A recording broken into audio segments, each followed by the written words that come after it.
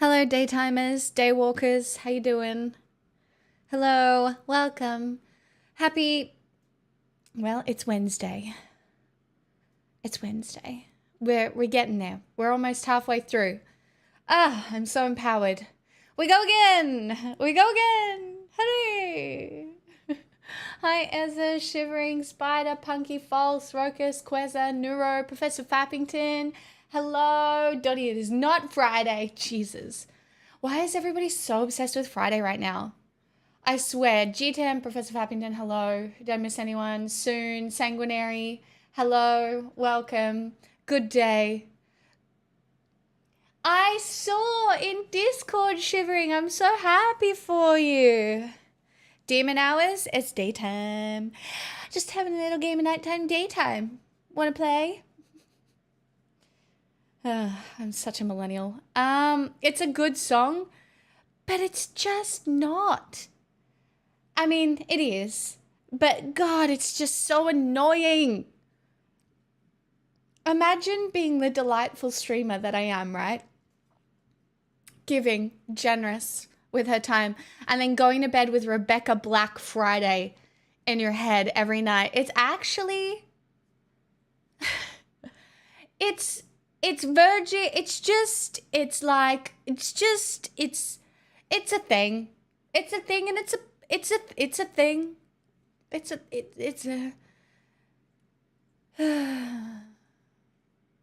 a thing. Yeah, Punky, I don't know if you saw that Vox posted about her friend in Discord.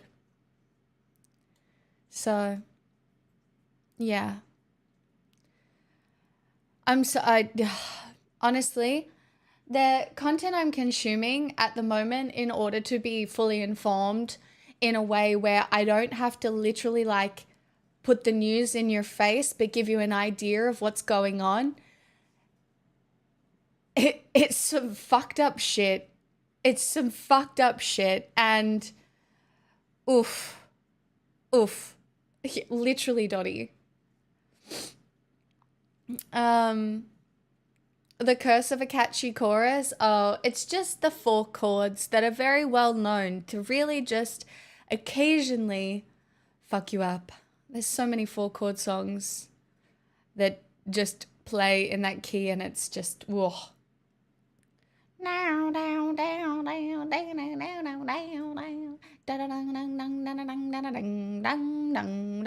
Hi, Evan. I guess one thing about the news being so bad is that there's not really much analysis needed. We just have to kind of try and survive it. Yeah, there's definitely analysis to be had.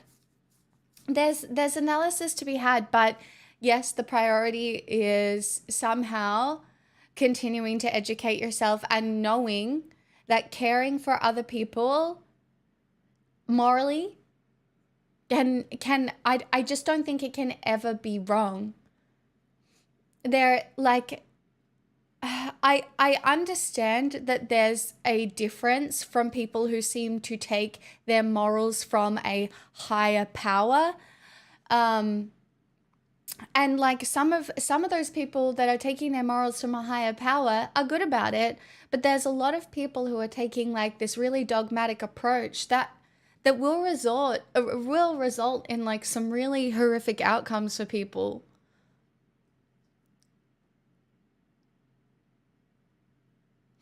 Or a lower power.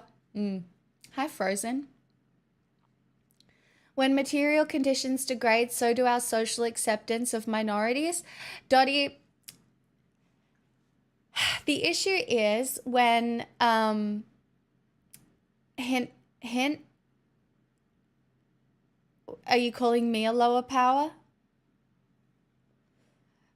Because bitch, please. I'm high. Okay.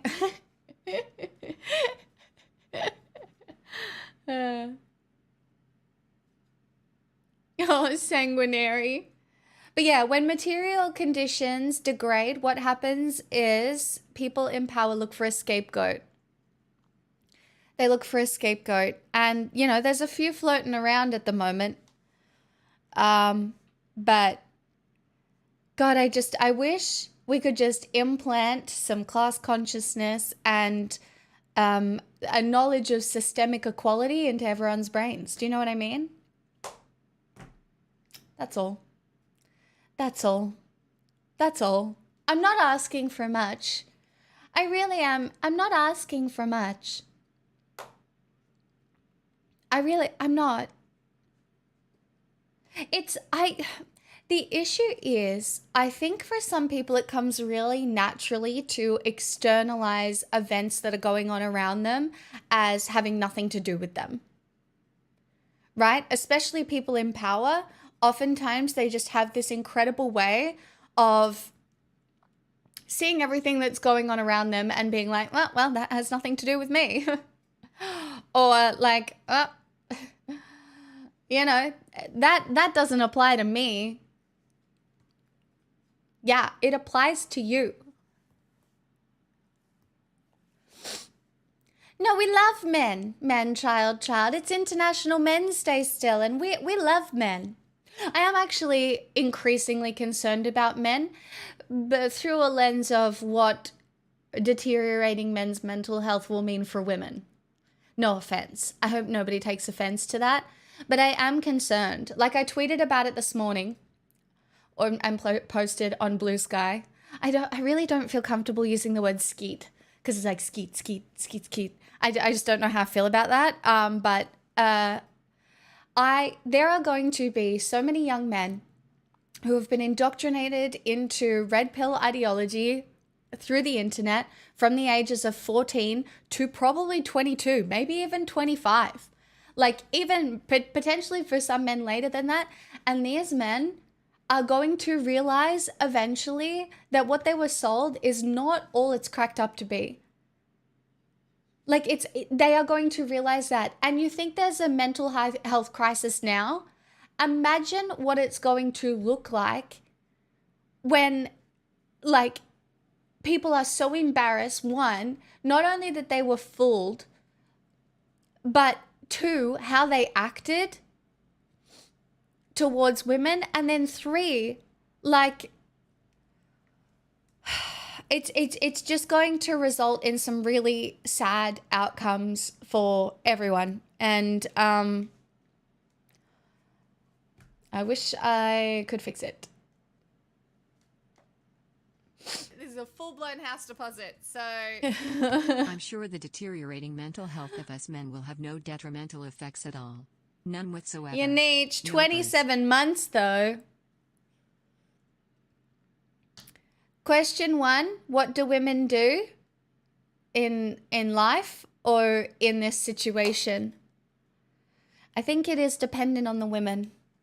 It is dependent on you as a woman, you with your experiences with men, and where you sit in regards to privilege in being able to talk to men. In dating, surviving, well, do you mean now or historically? Because in dating, surviving now, so many women are just opting out. That's why we have so many problems. Like the situation is so bad that women are just like, no. I just don't think that I will. I just don't think, like, that's what's going on now. Historically, it was like, find a rich man or find someone that's going to look after you or die. So, you know, the options weren't great.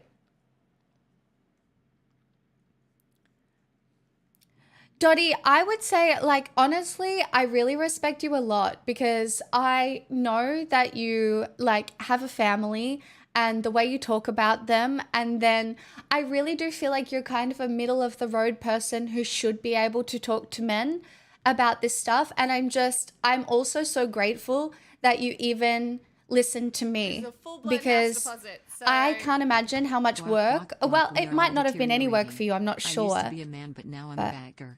Seriously, the melting of male self-image under capitalism is terrifying. No. And I think this is dangerous as, oh, you got a salmon. Nice. Bega, thank you for the 26 months. I think this is where it is really difficult for men because I am concerned that there is an erosion of like what it means to be a man. So what, now we're just loving men all of a sudden? It's International Men's Day and I'm really just making sure nobody can give me shit next year. This is very self-serving of me, but I will talk about men's issues just for today, Pisco. Because I am a good woman, okay? Okay? But it is self-serving because, bitch, I'll be able to point to this stream on March 8th and you guys won't be able to say shit. I'm joking. I'm joking, but I'm sort of not joking. But I am joking and I am concerned about men. And again, as there is no true altruism and, you know, technically I am a little selfish, all right? You just have to give me this one. I'm concerned about men because of what might happen to women. Or all of us together. Because, yeah. Yeah. It's just, I am concerned about what happens to all of us. If we didn't have men, who'd unblock our toilets? Exactly. So you get it. I was pulled in by the 2016-2019 anti-SJW internet culture, and I look back at myself now knowing what I do now, and I'm so fucking embarrassed. I don't want to be anything like I was back then because I was so misguided, and I'm really happy to be a part of this community. Clint, thank you for saying that. And I feel like you're not the only one. I feel like it's very easy to get pulled into those things. Like, it's very easy to get pulled into anything. You have to be constantly, like, critiquing what you are consuming, who you're aligned with, the thoughts of people that you are listening to, and, you know, you have to keep analyzing how that plays out. Oh, God. I've done it again. You know what I did? You know what I did, guys? You know what I did? I couldn't be bothered washing my hair, so I put dry shampoo in, and it's becoming ever so obvious to me that I am potentially allergic to my dry shampoo, and it makes me sneeze. And I did know this was going to happen. It's like I knew. Hold on, I'm going to put steroids up my nose. Am I going to put steroids up my nose? How often have I used them? Not very often. Hold on, I'm putting steroids up my nose. Give me 2 secs. What?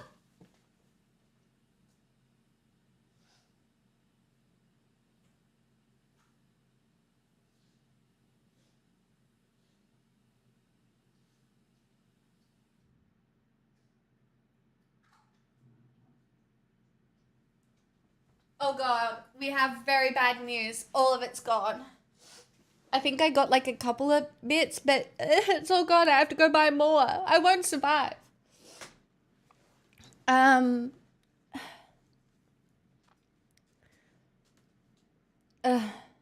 Fuck.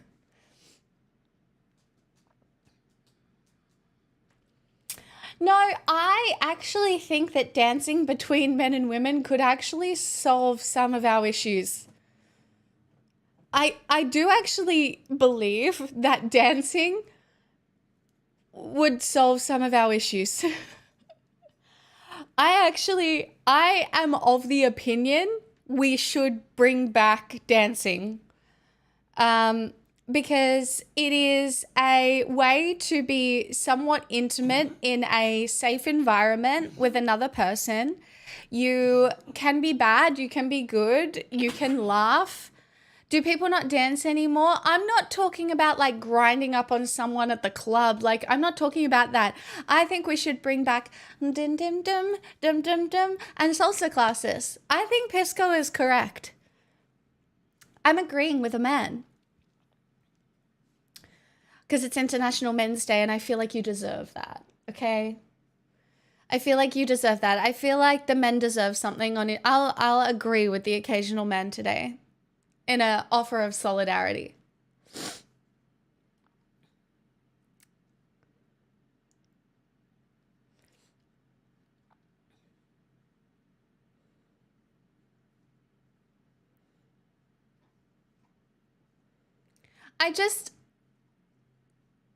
I think it would be nice to bring back dancing in society. You know, whatever kind. Maybe it's waltzing. Maybe it's ballroom. Have you guys watched Arcane Season 2? I haven't, because in my head, well, one, I don't really like anime, but that changed recently because I watched Frieren and I'm like obsessed with it. So that's a lie. I now do kind of like anime, but I haven't watched Arcane because I played Dota 2. And in my head, for some reason, I feel like I'm cheating on my baby.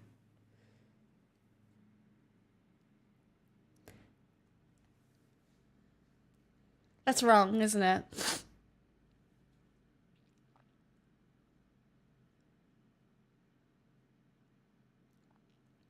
I know, but that's why we have to, that's why you have to have a conversation about masculinity and tell men that it's okay to dance. Do you know what I mean? You're allowed to dance. You don't just have to watch UFC fights. Because, like, that was a fucking Trump rally. It's such a overt display of just some... I don't know. I vote we bring back more dancing and less UFC. But I understand some people like fighting, you know? But, like, you know, UFC fighters do ballet sometimes. Maybe we do that. Breno, thank you for your prime. Thank you for the 10 months. What do men actually value, though, that would involve dancing? Probably meeting women. Also, like, intimacy, it's a way to reduce touch starvation in a way that is not freaky. It's actually a really sad day today. It's a really, really sad day today in my state. The remains of a 19-year-old girl were found up in the Dandenong Ranges who had gone missing in October. And the last message she sent to her friends was, "I'm being followed by two old men." And today, two people were arrested, a 56-year-old and another 50-something-year-old or 60-year-old. And they were charged with her murder. So... yeah, it's really sad. That's 85 women in Australia now. But it's just, yeah. And it was really interesting because I had a conversation with one of my girlfriends this morning about it. And she was like, how come Vic Police were like, you know, there's no evidence of foul play, blah, blah, blah, blah, blah. And it's in the only time I have ever felt useful. To my knowledge, often police will lie that there is no evidence of foul play, even if there is, in hopes that the people who committed the crime, who they already have eyes on, because they do a lot of the time, make a mistake or don't realize that they are under suspicion. They think they've gotten away with it and make mistakes. So they lie about it. And it most of the time, forensically, it's the correct move, because once people think they're not being watched or whatever, they will either go to dispose of the body or, you know, tell someone something, you know. But, you know, there's a lot of people angry at Vic Police because, you know, it's just so incredibly tragic. It is so incredibly tragic. And, yeah, it's not about what they know, it's about what they can prove in court. And oftentimes, unless you have a body, the police are handcuffed. That is why the police are handcuffed in regards to the case out of Ballarat as well, because they don't have a body right now. And when you don't have a body, it's extremely difficult to prosecute. Chicago's 39 months. Thank you so much. How you doing today? Welcome.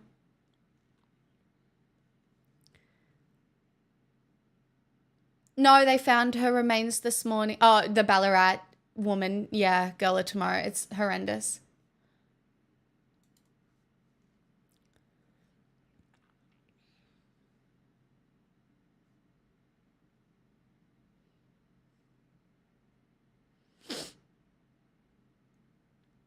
it's horrific.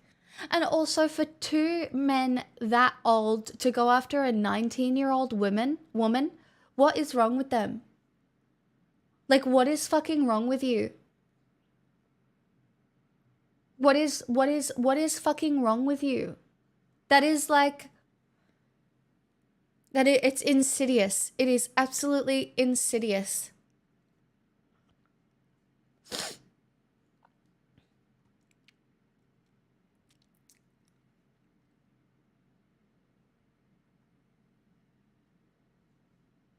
Anyway, not the greatest news coming out of Victoria on International Men's Day.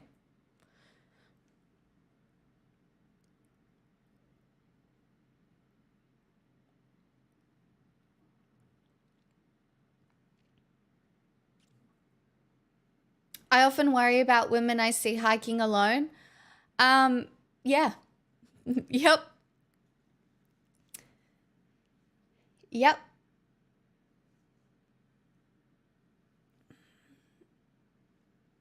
Yep.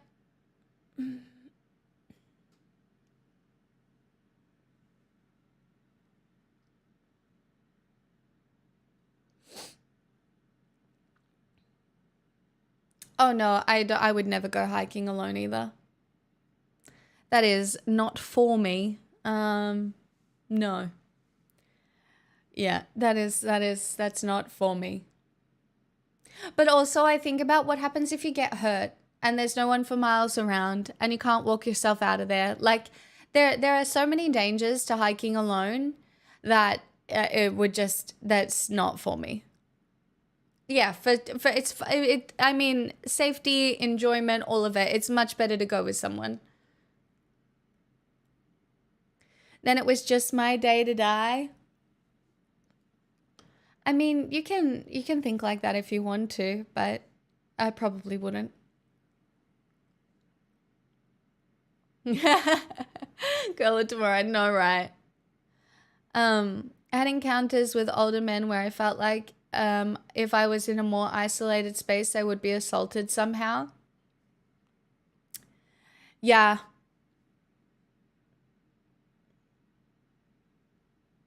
Yeah.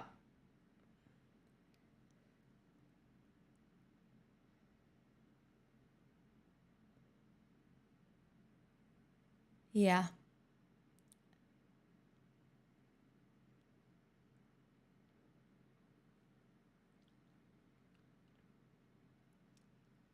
What about a novice level busy trail? I still wouldn't do it as a woman, I don't think. I would always take a friend.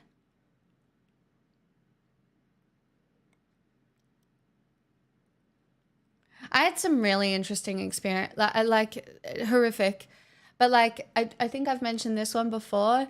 Like I had a guy offer to give me money, not at a poker table. He was like, "I'll stake you in a bigger game."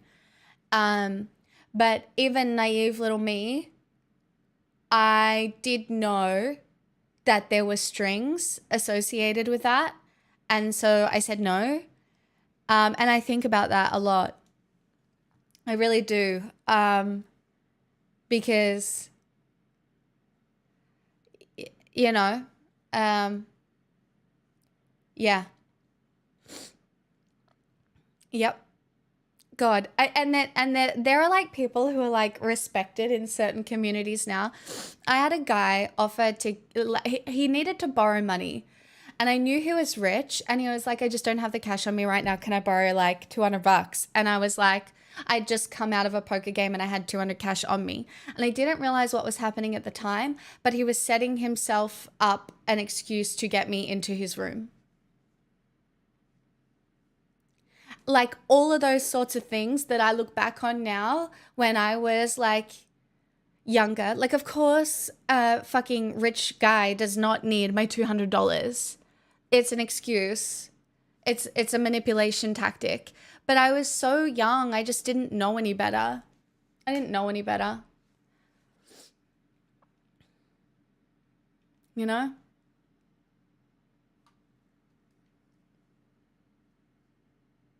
Hey, call me. And it's so funny now because those men, like, not that I keep up with them or anything, but they're having good lives. You know, you know, he got married. You know, it like, and there's that blurry bit, right? Because like, you know, it was just manipulation. It was not necessarily unconsent. Like, it's just,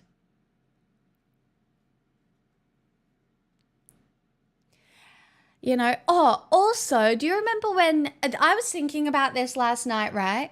Remember when men specifically, sorry, I know it's International Men's Day, used to brag about reading the game?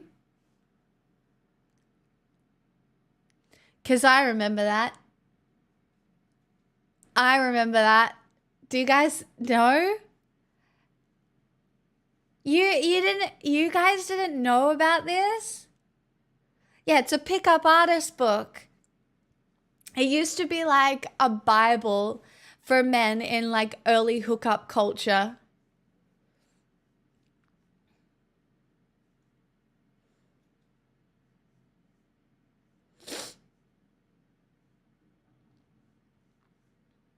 Yeah, it had to do with like negging and like it was basically how to manipulate woman 101. Like, I'm not even kidding. Oh boy, did I arrive at a fun time. It's okay, I'm fixing men.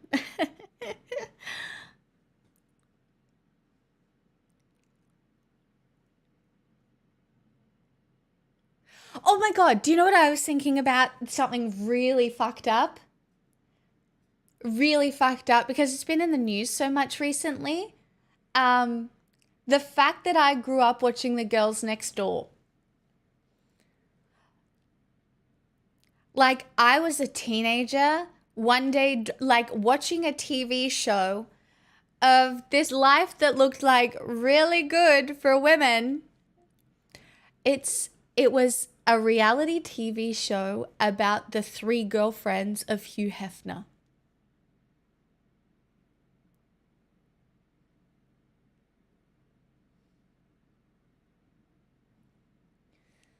You can still find it some places, but it was a TV show about like the three girlfriends of Hugh Hefner. And I remember being like an idiot teenager and being like, "Oh gosh, I hope one day I get to go to a party at the Playboy Mansion." Like, what? Stop it. That is feral of me. And yet I grew up thinking like, "Wow, that's so cool."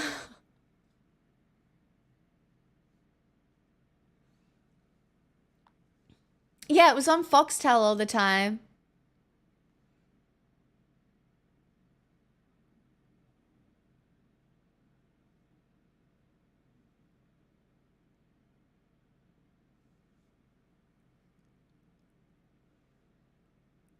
Big dreams and even bigger red flags. I think it's, you know, it's really interesting how celebrity culture and elite culture plays into the consumption habits of the masses and I guess what we prioritize. And I do think that in a lot of ways, you are a product of some of the media that you consume,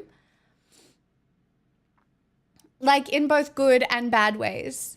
Because you know, I think through like watching Sex in the City, I probably romanticized like a dating life more than it exists now. And then, like, through watching Friends, I really prioritized wanting to live like that.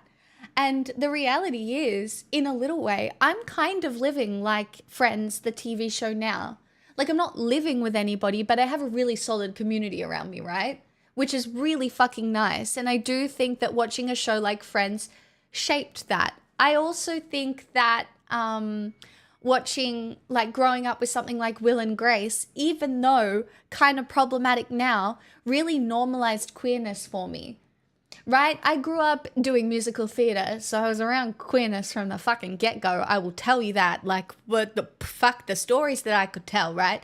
But like, you're around queerness from the get-go, and it was very normalized for me. And just, and it was just, my mum would sit there, and I was only, I probably would have only been 11 at the time.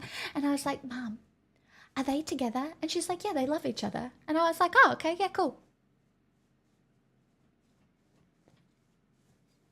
Okay, yeah, that makes sense. Cool. Yeah, all right. Do you know what I mean? So, like, and growing up watching Will and Grace, even though problematic now with the stereotypes and everything, like that was again really normalized for me. And I think about what kids must be consuming now and what is being normalized now. And boy, oh boy, oh boy. Like the fact that we're normalizing the like fame and notoriety of people like fucking Jake Paul.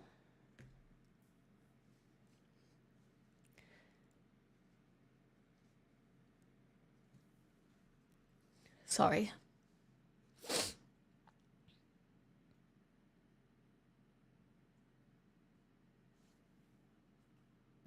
So I became an alcoholic because I watched Cheers. Well, are you an alcoholic? No, I do think that a lot of people go to a bar or a pub looking for community and do become alcoholics that way a little bit. Um, because like going down to the pub and hanging out with some people is a really important community thing. And in a lot of small towns, that's all there is to fucking do.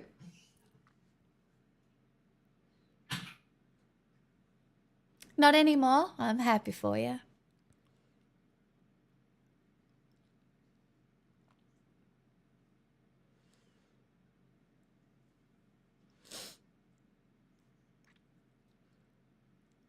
Heck, I was in my 30s when all the LGBTQ TV shows came out. My wife had to explain to me what they were about. I mean, but like the perception of these things really normalizes them. Yeah, Reese says, I'm sorry about the US stuff. It's not much better here. I won't lie. It's pretty rough globally. I don't think anybody's having a particularly good time. Yeah, I kept missing the jokes. just an education. Such a large percentage of places to hang out aimed at adults are alcohol focused, like bars or pubs or clubs. Yeah, I mean, it's honestly why I started playing Magic, Jamie, because I needed like a place to go that wasn't alcohol based, but I was still having some sort of interaction. The worst thing has been though, over the last few weeks, I just haven't had a moment to go, but that's okay because I know it's there. And it's a third space and a hobby that is not intrinsically tied to drinking. Like I haven't drunk very much recently. I love people who roll on in and Yeah, thank you for the raid. Thank you so much, TYT. Hey Vegas. There's a book called The Great Good Place that talks a lot about pubs and other third places. You play MTG? Yes. Yes, I do. I play Commander mostly. Which is fun. But do you want to know why it's fun? The table politics. I love being really annoying. Like being annoying is just so enjoyable. Do you know what I mean? And I love the banter that comes with playing MTG, just being annoying and banter. Gala tomorrow, that's so nice. Thank you so much for saying. Wow, so does JD Vance. Have you heard of him? I know, technically, Sunbeam, I should have been Vice President of the United States, but unfortunately, we hate women. But that's okay because it's International Men's Day, so we don't talk about that today. Today, we are only talking about men's issues. And do you know what is a big issue for men? Me. I'm joking, sort of.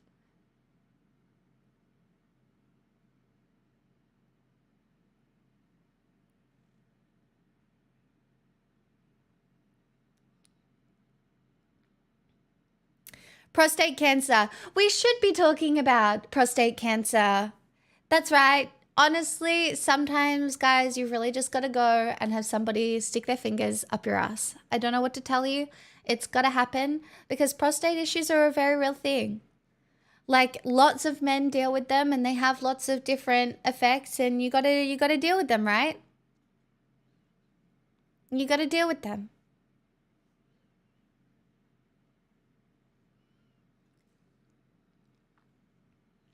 Done it? It's fine. Exactly. It's fine. There are blood tests now rather than the finger up the bum. No, Tubby, you've got to get it felt. It has to, a lot of the time, it just has to be felt, you know? Yes, ma'am. See, I'm sorry. I don't make the rules. Well, technically, I'm making some of the... Yeah, what age do I look forward to that anyway? Tomorrow! You can never start too soon. No, I'm...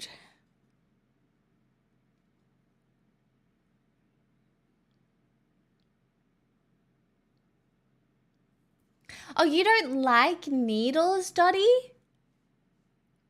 Yes, okay, all right, here. I'm going to be my most authoritarian self and tell you that yes, unfortunately, as men and as men who are willing to listen to a progressive woman, you owe it to me to stay alive because otherwise, guess what? The conservative men will take over. So I'm going to need you to look after your health so that women can survive. Thank you. I had tomato on a sandwich. Am I going to be okay? I mean, if you like tomato on a sandwich, that's totally fine. Like, that's fine. I just don't like it because it makes the bread soggy, one. And oftentimes I can't bite through the whole piece of tomato and it gets stuck and then I end up dragging out a piece of tomato and it really annoys. Anyway, I'm not going on about this because I will rant. I will rant, and I don't want to rant because, you know, it's International Men's Day and you guys don't deserve that.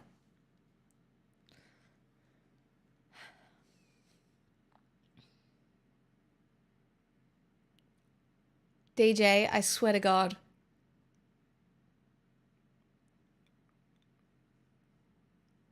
See, the trap is if you live long enough, you're definitely getting prostate cancer. Yeah, but that's why you've just got to stay on top of these things. My mother and I call it maintenance, my friends. Maintenance.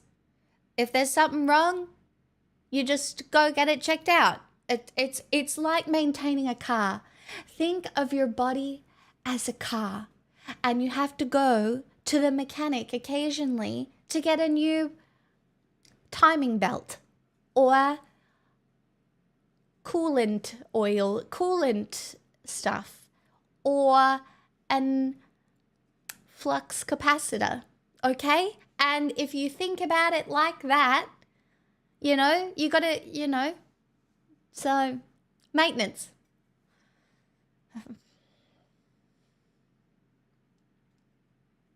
Hello, Adam.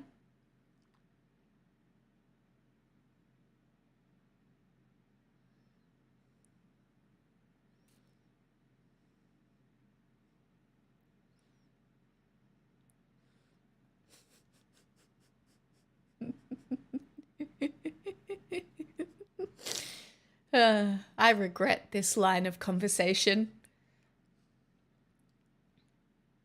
I regret this line of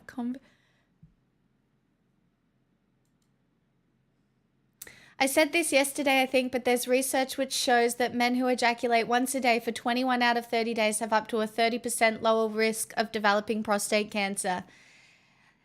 Yes, it's true. No Nut November was a lie. You weren't maintaining your life force. You were giving yourself prostate cancer. So, look, guys, it's balance. It's balance. I think unless you have a very unhealthy relationship, you've just got to be able to do these things normally. Like, you've just got to be able to do, you just got to be normal about it, guys. I don't know what to tell you.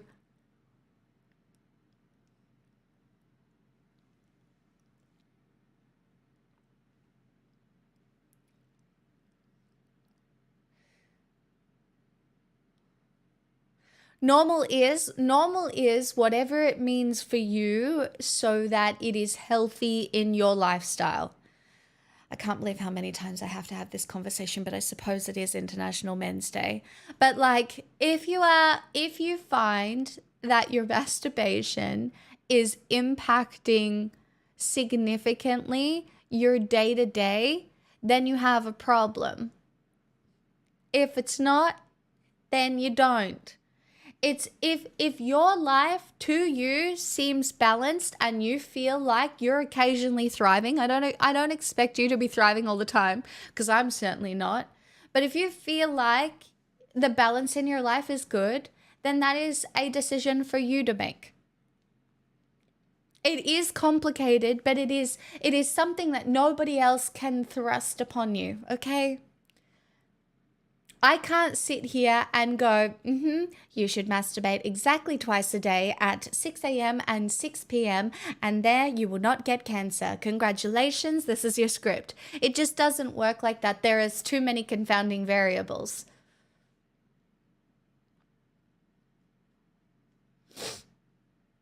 Jaeger, God damn it, no. What an interesting moment to join. I know, I'm a gift. Happy International Men's Day.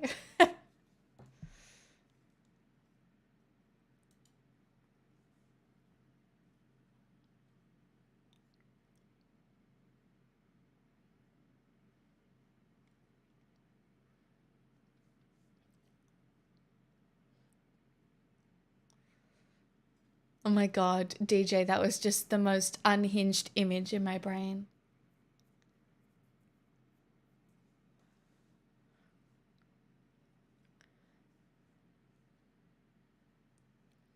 Kind of hot in these rhinos. That's fucked up. What the fuck? I swear, God, oh my God.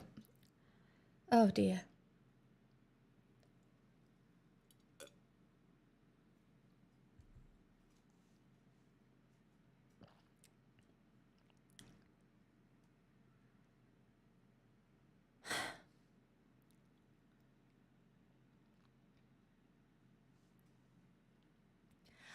I'm not. Dottie, as I said, there are too many confounding variables. And honestly, my overarching opinion is that if it wasn't International Men's Day, that men are so annoying, you should never, ever again. Okay? But it's International Men's Day and I've decided to be supportive.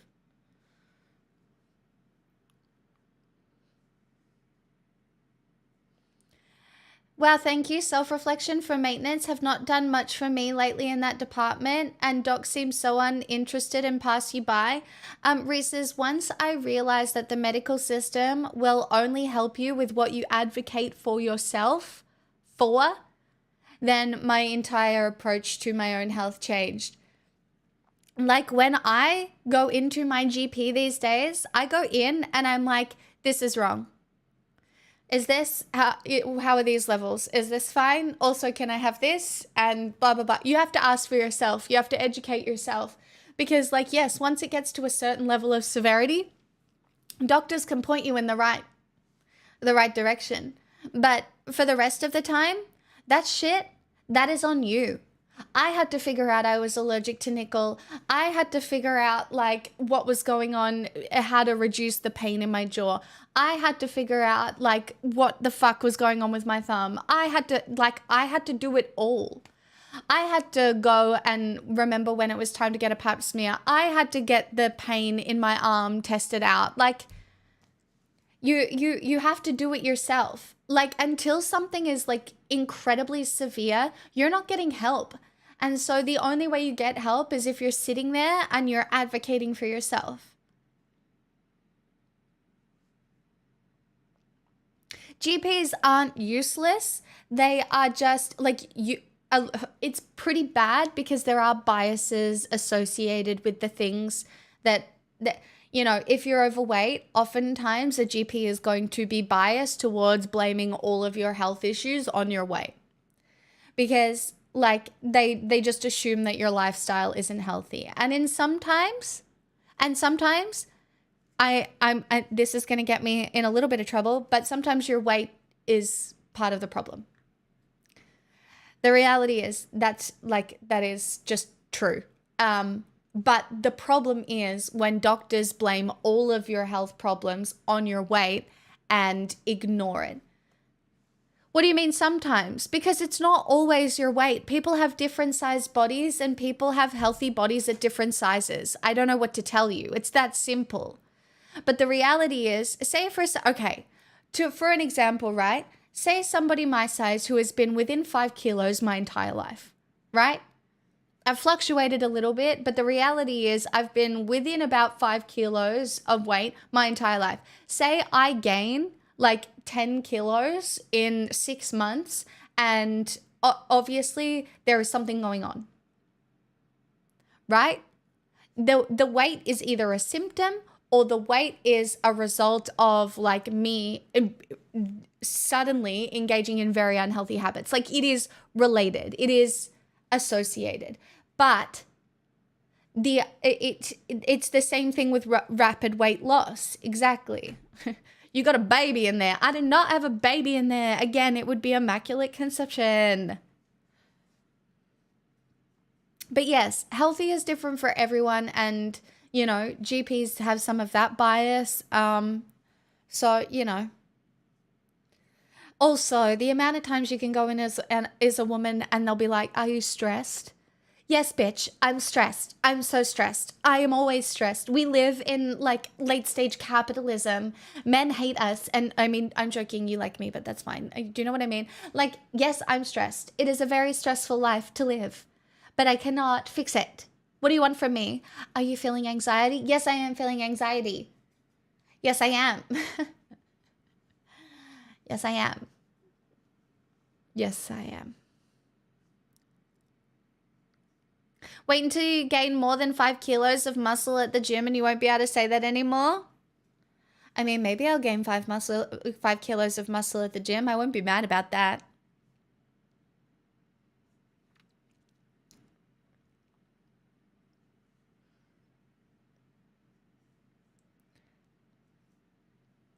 Also, there's no population level way to lose weight. So the statement you need to lose weight, while it might potentially help, is barely actionable. A lot of people don't know how to lose weight. And a lot of people listen to fucking fitness influencers who, one, are already fit and then are like telling you how to lose weight. And a lot of people just don't know. A lot of people don't know how to eat healthy. A lot of people have coping mechanisms that are very difficult to unlearn. Guys, I know I seem like a perfect person. You know, every day I show up here and I seem like a perfect person without a single unhealthy coping mechanism in the world. Do you know what I mean? Like, it's so obvious, right? But even me, I have coping mechanisms that have existed from when I was like 14 years old. And I swear to God, they're not going anywhere. The reality is, some of these coping mechanisms I am probably stuck with for the rest of my fucking life. Because it's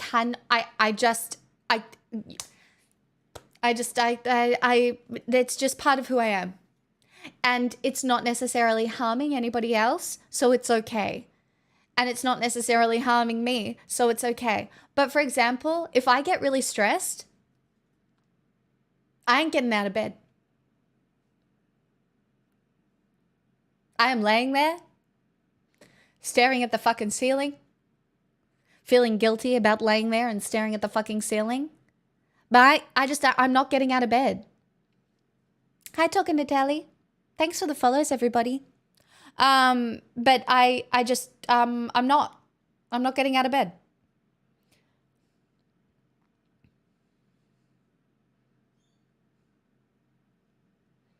I'm going to tell you that I'm going to tell you right now that the best thing you can do for your mental health is just start walking. Like, if you are overweight, if you are unhealthy, if you feel like you just want your life to be better, just start walking. And a lot of people think that it's just like a lazy way to exercise. It's not. I don't know what to tell you. walking is like the number one fucking thing you can start with. I go for a walk every day. Not for myself, for my dog. So if you need to trick yourself into going for a walk, you need to trick yourself into going for a walk.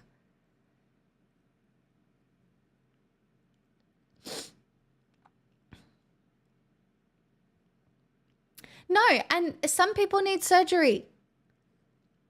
Like I think I read an article yesterday that was about how cells remember certain things about oh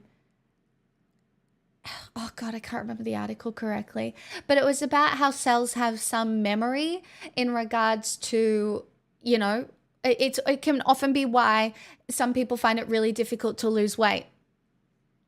You posted it in World News? See, I knew I read it somewhere. Hold on. I've got an article.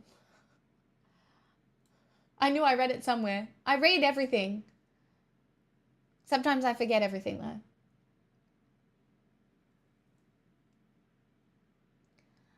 Oh, Bradley, where'd you post the thing? Where did it go? I do not know. Is it where? Is it where? Where is it? I do not know. There's so much to scroll. Can you post it in chat? Can you post it in chat? Any exercise recommendations that don't involve legs? Walking hurts. Chicago's why does walking hurt?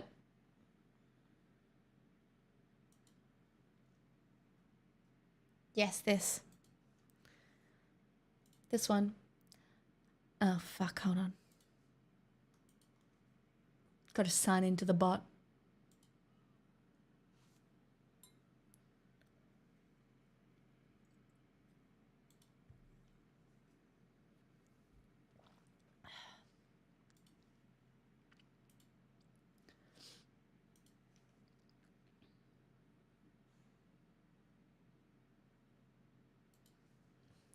Fat cells have a memory of obesity, hinting at why it's hard to keep weight off. Long-lasting changes to the cell's epigenome are epigenome? How do I say it? Epigenome? Is that correct? Why does it sound wrong? Are linked to a decline in their function. Got shot in the leg and it's never healed right. Chicago's, you can do things with your arms. You can, I think a lot of times for people who can't use their legs, but you should try swimming as well if it's available to you. Swimming is really good, but epigenome. Did I get it right? Epigenome. Sorry. Even after drastic weight loss, the body's fat cells carry the memory of obesity, research shows, a finding that might help explain why it can be hard to stay trim after a weight loss program. This memory arises because the experience of obesity leads to changes in the epigenome, a set of chemical tags that can be added or removed from cells' DNA and proteins that help dial gene activity up or down. For fat cells, the shift in gene activity seems to render them incapable of their normal function. This impairment, as well as the changes in gene activity, can linger long after weight loss has dropped to a healthy level, a study published today in Nature reports. The results suggest that people trying to slim down will often require long-term care to avoid weight regain, says study co-author Laura Hinty, a biologist at ETH Zurich and Switzerland. It means that you need more help. It's not your fault. Epigenome. Also, hi, Kate. No, I cannot finger whistle.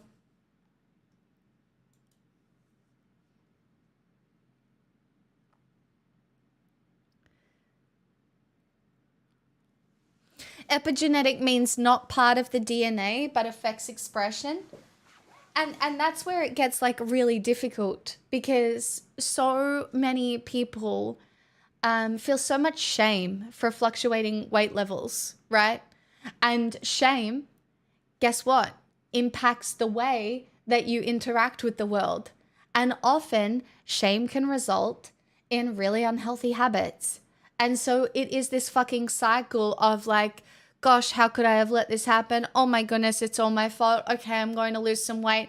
Oh my God, I've gained the weight back. Oh my God, there's so much shame. Oh my God, what's the point anyway? And it's this fucking cycle that people find it very, very, very difficult to get out of. My neighbor is currently obsessed with epigenetics and intermittent fasting. Those both got popular along gym bros because of the Rogan podcast years ago. I don't think she remembers scoffing at them back then. Now that different influencers are picking up, a whole different set of people are into it again. Oh, yeah, I don't know what to tell you about like what we are consuming regarding information and misinformation now, especially around health and nutrition. Like, you remember when like veganism was in? Well, now it's all like animal based. Everybody is talking about animal based diets all over my fucking TikTok. Do you want to know what people are eating? Literally steak and like a piece of fruit and a stick of butter. Like, we are so like, we are in back on to like keto and all sorts of shit. And I just, in every single fiber of my being, figure out what works for you and then balance it. It's probably not a lot of processed meats. It's probably not a lot of processed food in general. But figure out what works for you and then just like eat it. It's like, it's so, nutrition has always been this area of like fucked up shit. It's just, and because food is one of those things that as a human, you can't get away from. Everybody is forced to deal with food every fucking day. And as somebody who had an eating disorder for a very long time and then was vegan for a very long time as another form of control, like, I did not have a healthy relationship with food. Now it's kind of weird. I would say it's more healthy, but I still have a sugar addiction, which probably I should kick in some ways. But, you know, I really do think that anything you do that increases the balance rather than any sort of extreme dieting, like only a meat diet, is probably smart. No, and you should be thinking about nutrition. I have my fun facts are: if you get cracks in the side of your mouth, you're nutrient deficient. It's not because you're dehydrated. It's not because you don't use enough lip balm. It's not any of that. That shit is a vitamin deficiency.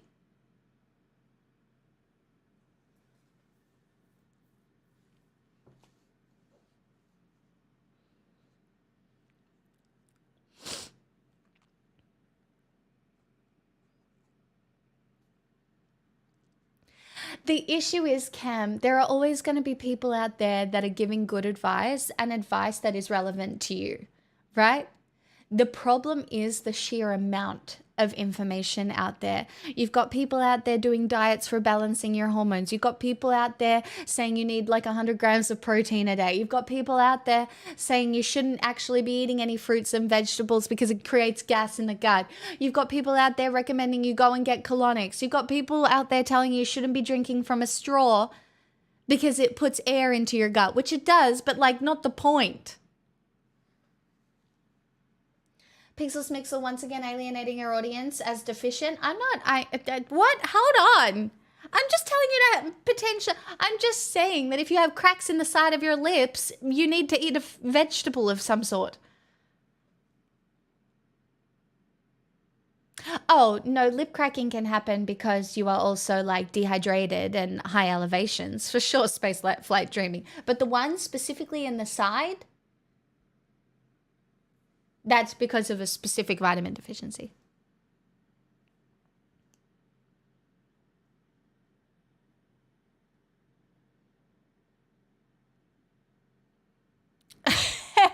Not the drool, not the sleep drool. Chat, I actually am a victim of being influenced on the internet, though, because I sleep with mouth tape.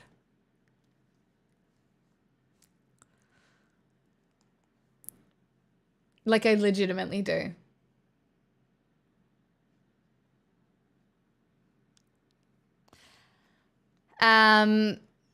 You can breathe through it, Cam. It's not like duct taping your fucking face, guys. You can breathe through it, which is why, yeah, they're like they're mouth tapes. Cause okay, so I go to sleep with my Invisalign on, and what happens is while my Invisalign holds my jaw in the right place, most of the time, when I'm sleeping, it results in, because it's not natural, my mouth drops open and all of a sudden I'm a filthy mouth breather.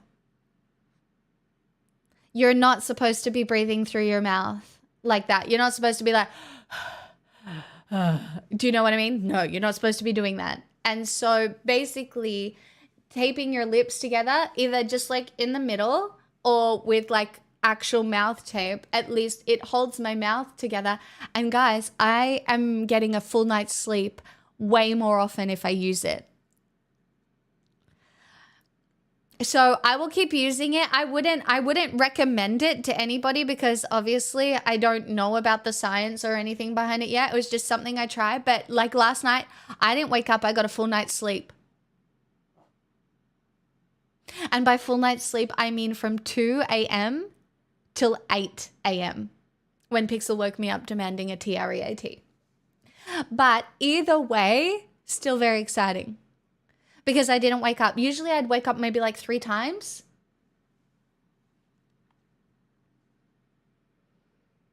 Like, Kevo, shut up. Use staples instead? Genius. Oh my God, I love it when you come in and give me advice. Thank you for the follow. 2 a.m. to 8 a.m. Oh my God, that is such a mood. Look, guys, I'm a night owl. I've always been a night owl. I will always be a night owl. I'm okay with that. I believe it makes me a witch, and it actually makes me feel very special. I'm different. I'm not like the rest of you. I'm connected to the fucking moon, bitches. And that's why you should trust me when I say, as one day when I will be free leader of the free universe, I'll fix everything. So.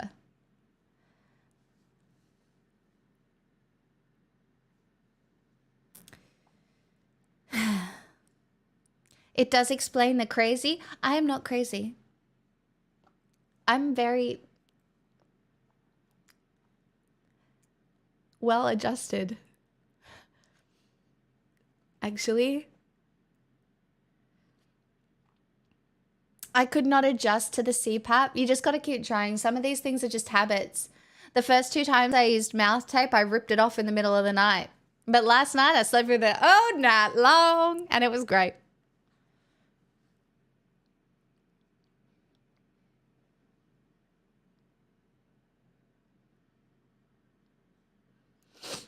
No, because your nose, like, subconsciously, like, I mean, if you've got a blocked nose, probably don't tape your mouth shut. But, like, subconsciously, your brain tells you to breathe through your nose. Like, unless you've got, like, a deviated septum or something like that. Which I don't think I do. Positional asphyxia is also a thing. Well, if it's the way I go, it's the way I go. Positional asphyxia is probably a thing no matter what, right? You can breathe through the tape, guys. I don't know what to tell you. You can breathe through the tape. You can breathe through the tape. I don't know. You can breathe through it. It's just holding your lips together. I don't know. Guys, I'm not telling you to go out. I'm not telling you to do anything, by the way. Fuck, I'll show you one of mine. Jesus Christ, honestly. I have to do everything around here.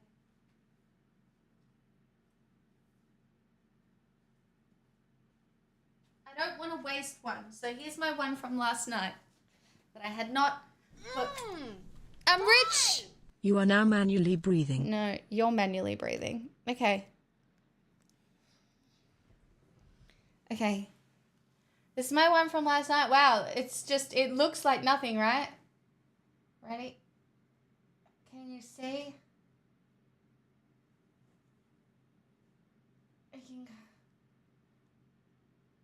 You can see, right? Do you see? You can breathe through it. What if you started to vomit while sleeping? Well, you'll probably wake up. You'll probably wake up. Yes, it stretches. You're like, you can breathe through it, guys.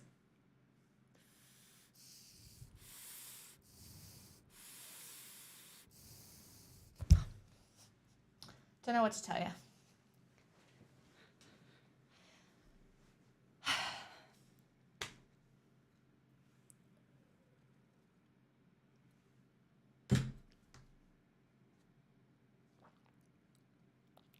It's a little bit like kinesiology tape. Handcrafted I hate you. Okay, this is a day of really good advice. On this International Men's Day, I'm fixing you all as the good woman that I am. Okay? A gift to all of you.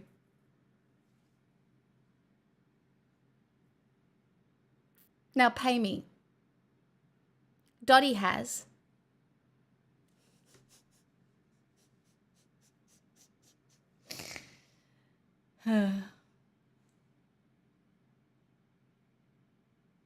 Cam, did we have to clip that? What is your eat it because it tastes so good? What?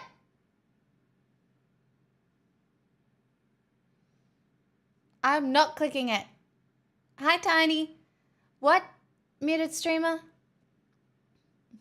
Dottie, I swear to fucking God.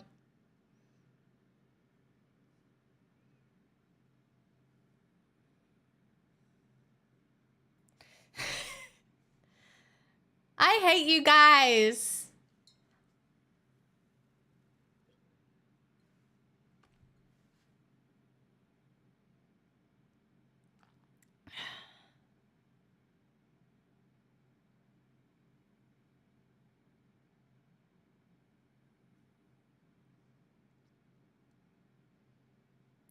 Are the ones you have from REM sleep? Do you know what? I don't actually know because I threw the packaging out and they're just there now and I can't remember. But I did get them from Amazon and they were in a black bag. This is a full-blown house deposit. Ingrid! 9 months. Ah, 9 months. A whole baby. Great. Bye! Being fixed sure is a lovely feeling. And what a privilege by this splendid woman to facilitate this repair of my male experience. And you're so welcome. I'm feeling a little bit like Glinda right now, and I would like to thank everybody for that. Whenever I see someone less fortunate than I, and let's face it, who isn't less fortunate than I, my tender heart tends to start to bleed. And when someone needs a good fixin', I have to take... Never mind. I'll be back. What if I... Oh. No, I'm not going to eat the mouth tape. What? That's so weird.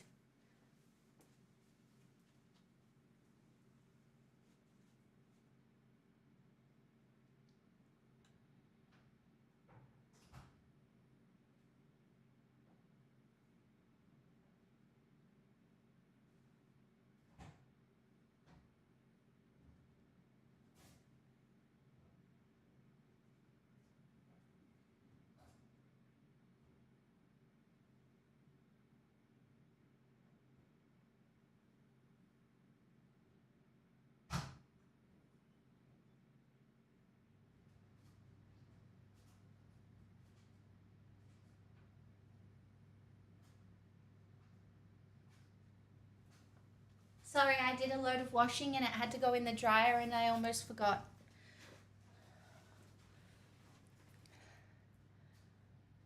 Nah, jeans guy just stopped coming around because I was never wearing jeans. Well, it's the same day greet. Oh, this is the American version for the people who are up late in American time. Obviously, guys, come on now. I needed to give all the men a chance at International Men's Day.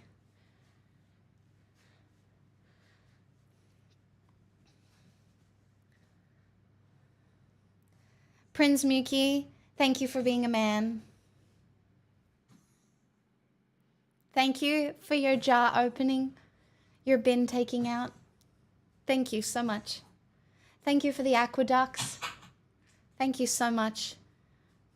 Thank you for democracy, a real gift. Thank you so much for this neoliberal... Never mind.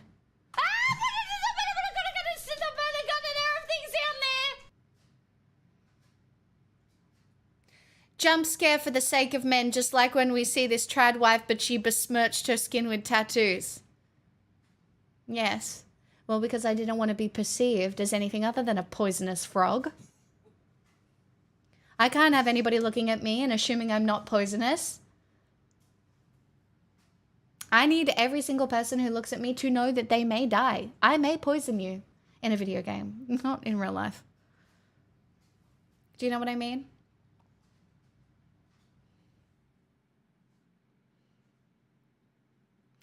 Geez, I almost didn't think about the Roman Empire today. Well, handcrafted, I got you. Do you want to know why? Because today is a day for men, and men deserve to think about the Roman Empire. You know?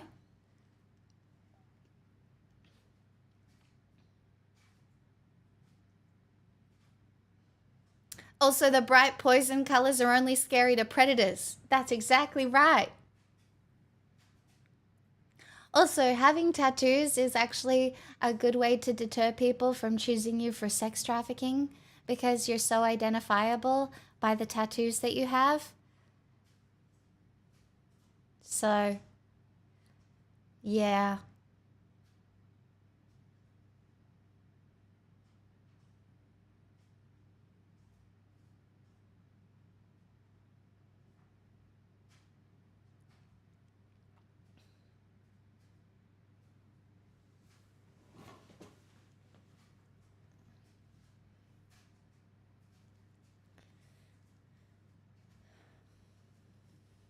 What's International Men's Day about?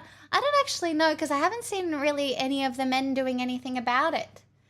I don't think you're very good at planning for these things because honestly, all I've heard about International Men's Day is what I've done about it and maybe a couple of other videos from women. You should probably like plan some more stuff. Maybe you should get together. Hug each other. You know?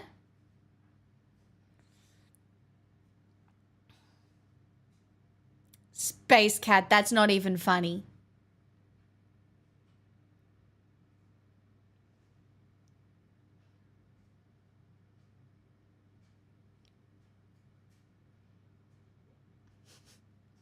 Yes.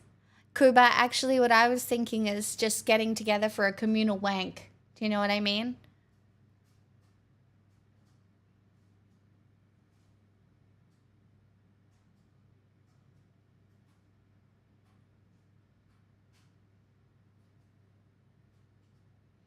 Guys, I don't know what that is, and I don't think I want to be educated.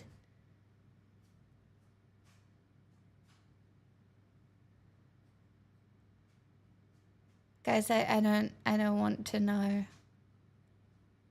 I don't think I want to know. I don't. Straw Man, it's so brat.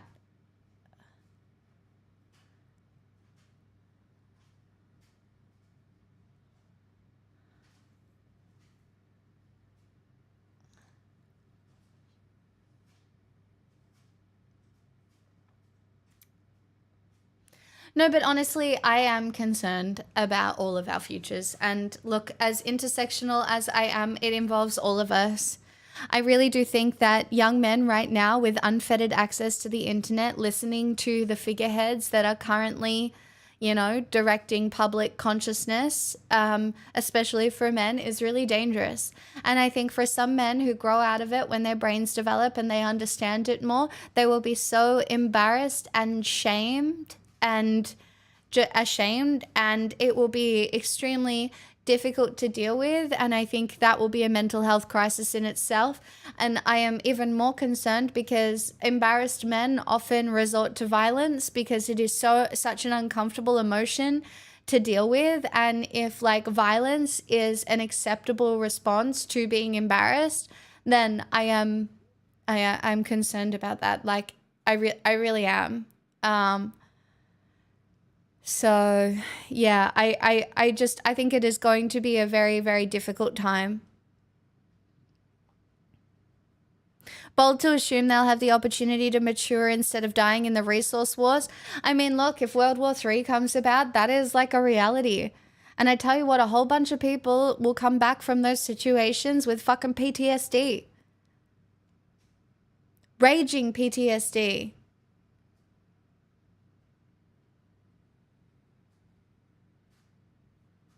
I mean, collusion, that is why it's so intersectional.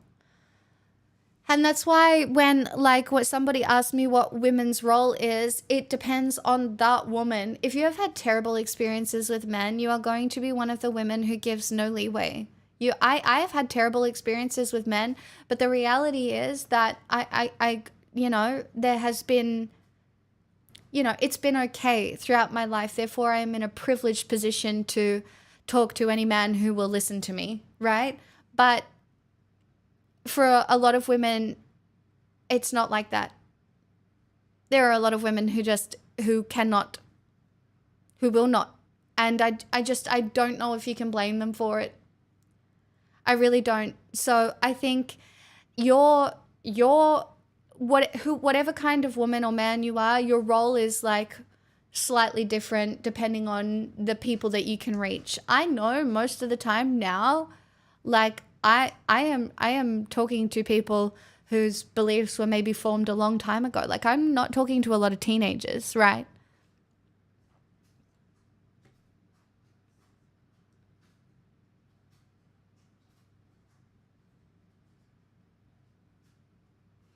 Our goal is based on who we can reach. I think for a lot of people it should be based on who you can reach. And the reality is you guys can reach more men than I can. There is only a certain subset of men who will even give me the time of day.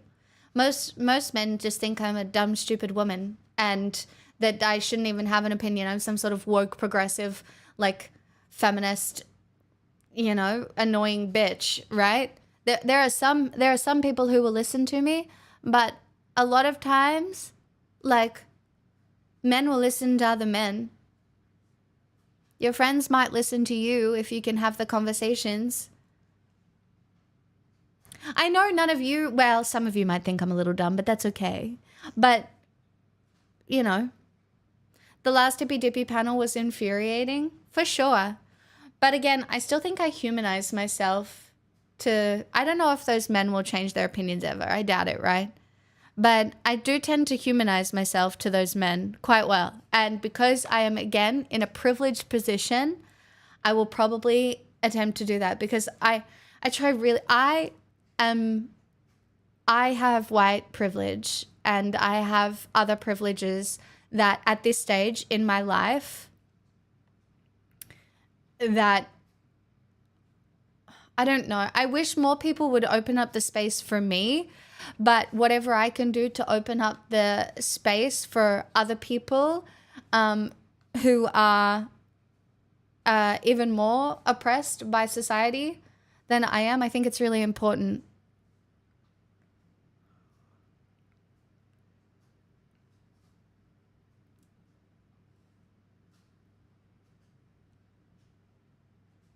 I'd be bored if you were dumb and I'm never bored here. Oh my God, what a compliment.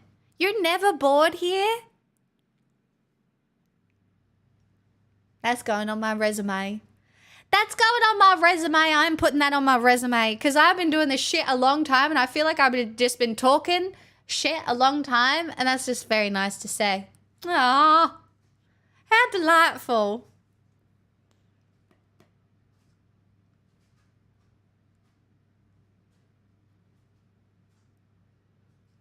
Yeah, denial doesn't solve anything, strawman.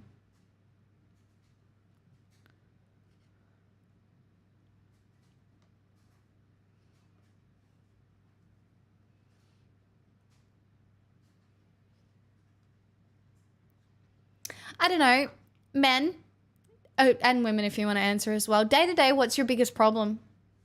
Like, what's your biggest challenge on a day to day? Seriously. This is with the serious tag. Hey, Haruko.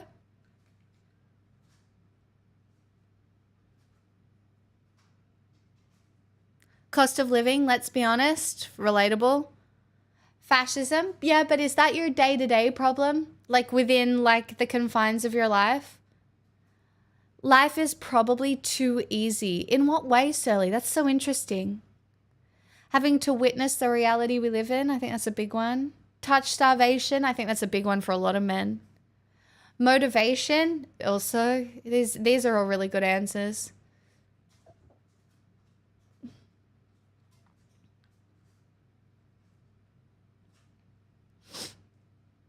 Starting to get things done. Once I get going, I keep going. Yeah, straw man, keep an eye on tips to get over executive dysfunction. I know I've done a little bit of that on here, but keeping at the front of your mind the tips to get over executive dysfunction, that's the biggest one.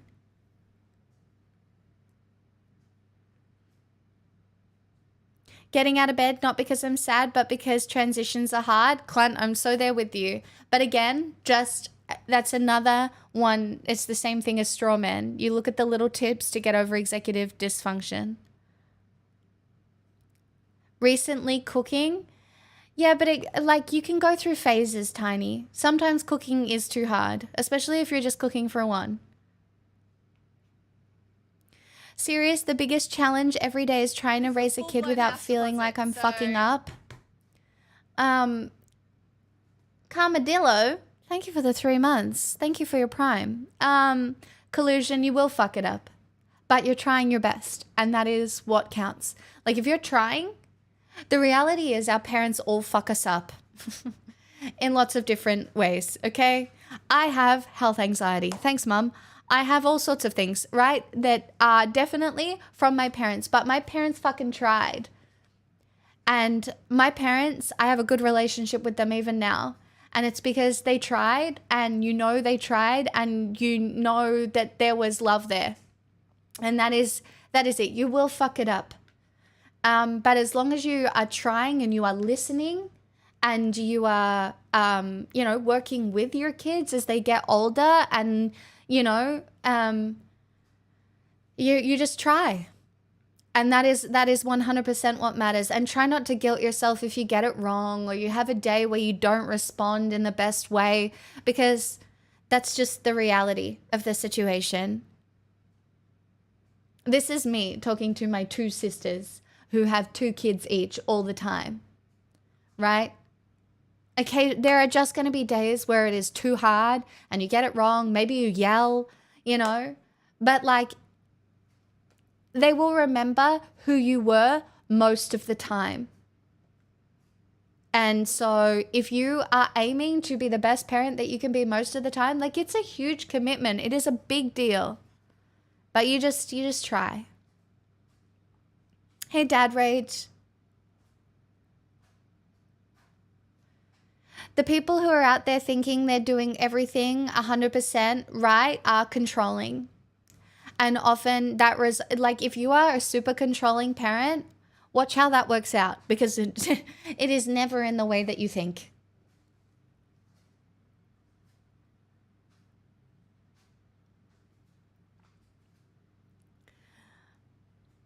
I think that's really common, Lekevbo. Sometimes your little successes you kind of have to frame as big successes.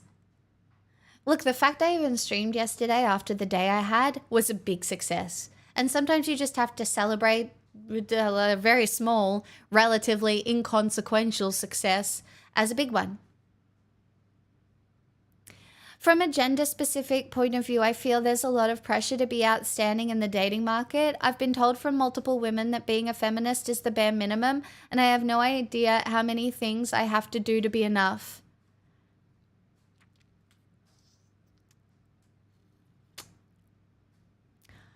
You know what? I think that's really valid. And it's because women are so traumatized. Like women, I do think it is. Here you go. Here you go. This is going to make me a real fucking men's ally today. I do think that there are very few women accepting anything less than perfect right now. And I do think that makes it difficult in some ways to be, even if you are trying, I do think that there is a real lack of forgiveness from women. And maybe that is valid, not gonna lie, because they have been putting up with a lot of shit, right? But yeah. I think it's difficult. I think it is really, really, really difficult. And being a feminist is the bare minimum. But the issue is, and the issue that even I have faced, is that there are people who will tell you that they are a feminist and their actions will not be feminist even slightly. There are men out there who are like, I'm a feminist, blah, blah, blah, blah, blah. But it is just another fucking manipulation tactic. And it's just not. It's like they're saying they're a feminist in order to get the in with women and then not acting in a way that is feminist at all. And then also you do have to call women out in this situation as well, because there are a lot of women who are expecting some sort of like maintenance of traditional gender roles. And I think that plus the unacceptance of anything less than perfection is, being difficult. No, they haven't. It's a perception. Things are better than they've ever been, but people are angrier than ever. Okay, if people are angrier than ever, do you think things are better than they've ever been? In what way? Like, yes, maybe living standards across the board are better than they've ever been, but we are so isolated. We are so lonely. The relationship between men and women is so strained. We have dating apps that are 10 years old that have literally fundamentally changed the way human beings relate to one another. And like the idea that if something doesn't go right, then like you can just go back on a dating app, or the idea, I don't even know if people find each other attractive anymore. I think everybody is so jaded that almost every situation, especially in the dating world, is you're coming into every situation with such an amount of trepidation that as soon as someone fucks up, even just a little bit, you're like, whoa, absolutely not. That's trauma. That's long-term abuse. That's going to be absolute weaponized incompetence. Like there is so much just like trauma from both sides that the relationship between men and women is very bad in the West. I mean, like, I don't know what it is across the board. I can only talk about, I guess, kind of a limited experience here, but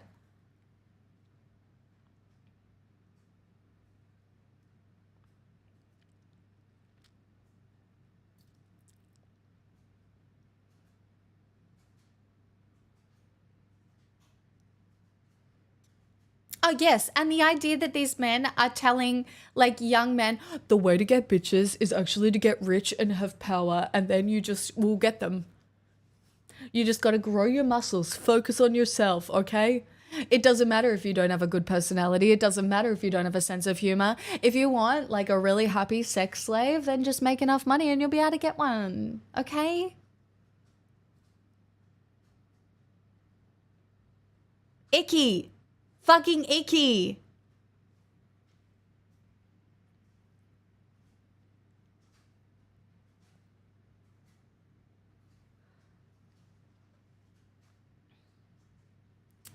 Dreadside, are you arguing against the existence of the patriarchy?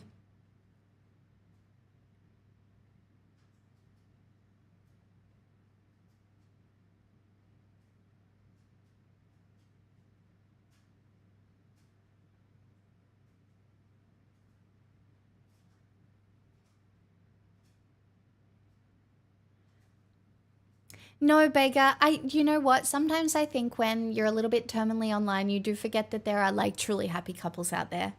And I don't know if it's a minority, but I know that there's a bunch of you in here who like truly love your partners. And that feels really hopeful. I'm not gonna lie. But I just think it's really hard to find.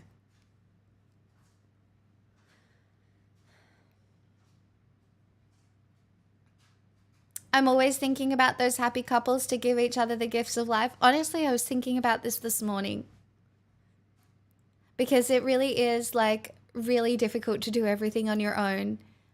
And that is why you have to like sometimes be really gentle, especially if you're dealing with like anything to do with your mental health or just the sheer just paying all your own bills, or like if you're doing everything on your own with no support from a partner, life is more difficult. But then again, when you have the wrong partner, well, then life is even more difficult. So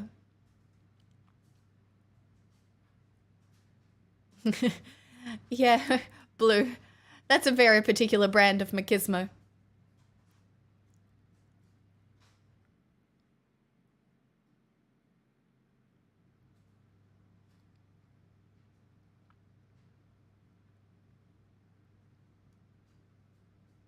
My partner and I really like each other, really like our kid, and have been happily married for a pretty long time. And we post zero things about it on the internet ever. I have a hot take about this. I do. I actually have a hot take about this. The quieter your relationship is, I do think oftentimes the healthier it is.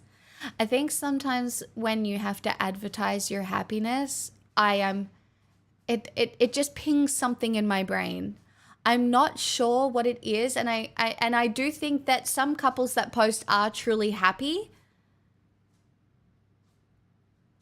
But I do feel really interesting about sometimes the way people post about their relationships on the internet. Like, I do think you should post if that is something that comes naturally to you, and if that's something that you want to do and it's something that brings you joy. But sometimes I wonder if it is like its own brand of cope. Because it can be.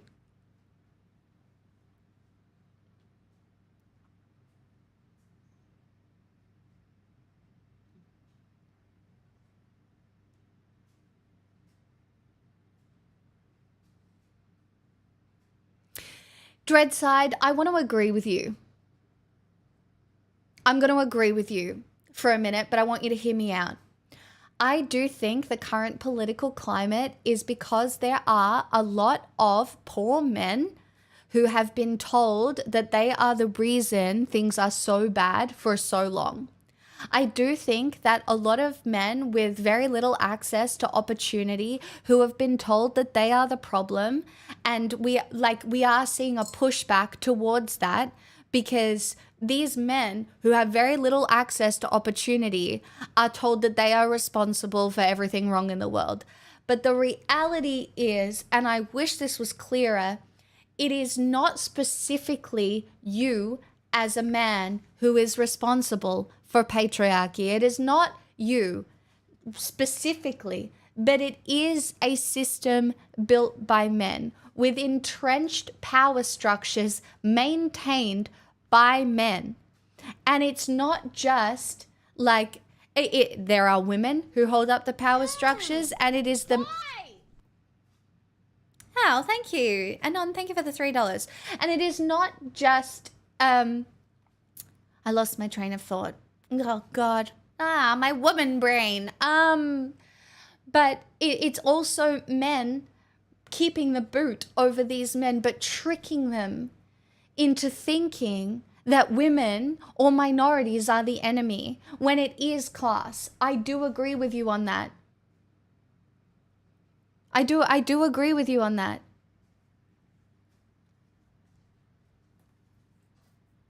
How can poor men be the reason? It's not poor men that are the reason at all, but it is the manipulation of men who were led to believe that women hated them because they are the reason for the patriarchy, and being told that they have all of this fucking privilege when they're like, mate, I work 3 fucking shifts and I can't afford a wife or a family. I don't know what you're talking about. What kind of privilege and power do I fucking have, bitch? Right? Like, they're thinking like that. And then all of a sudden, like, you know, they're told that they have all this privilege and they're like, well, where the fuck is the privilege? Obviously, these bitches are lying. I don't have any privilege. And so it's a misunderstanding of like, and I'm not trying to rob shitty poor men of their agency, right? I think, you know, across the board, I'm approaching this in a way that I think is relevant on International Men's Day. But I think across the board, you're not robbing shitty poor men of their agency, right? Like, there are shitty poor men. But like, when you don't have any access to social mobility and you are told that you are privileged, there is going to be pushback no matter what. Oh, don't tell me to go fucking read Dreadside. I have been doing this shit for how long?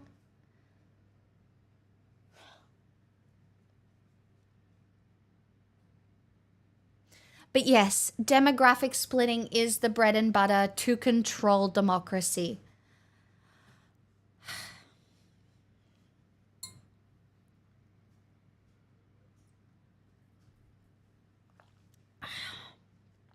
Dreadside, in case you didn't know, you can go look back at my VODs, and actually it's really good because Danny has been actually timestamping them, and you can have a look at the fact that I talk about marketing and consumerism literally 2 days ago. I'm not even kidding, but thank you for again sharing. Yeah, they're timestamped in the comments. Danny has been doing a very, very kind service and going through the VODs and timestamping them for everyone with what I talk about. And it's been so validating because I actually talk about so much, and I'm a really good content creator, and you should all be so fucking lucky. Also, thank you for the follows.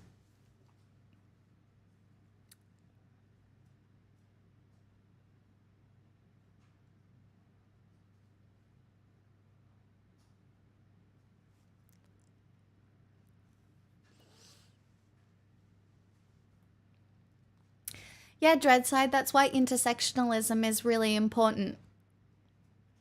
Not conservative rhetoric. You need intersectionalism. Trans people being thrown under the bus as a scapegoat for what is wrong with our society is the same fucking panic that you see when any fucking minority is thrown under the bus as a reason for the fragmentation of society.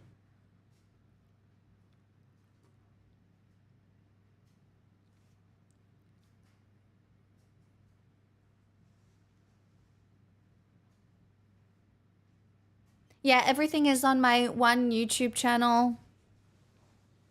Everything is on my one YouTube channel. Because, like, I don't really care about the algorithm. They're just there. So, if anyone here questions the quality of content this woman can create, please see her definitive Apple ranking video. Okay, that was my peak. You're so right. That actually was my peak. I did peak. And it is only downhill from here. By the way, do you always have these type of deep talk rants in your streams? Yeah, it's at least once a day we hit some sort of topic, I would say. You can have a look at my VODs talking to Tally. But yeah, I cover lots of things that they usually bounce off a news article. I do a lot of reading. And then at the end of my streams, I will sing to kind of like rinse it all off. I'm really nice like that. You know, I love, you know, we rinse everyone at the end.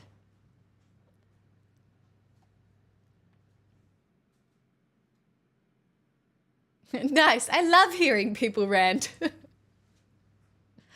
Yeah, it's like a savasana at the end.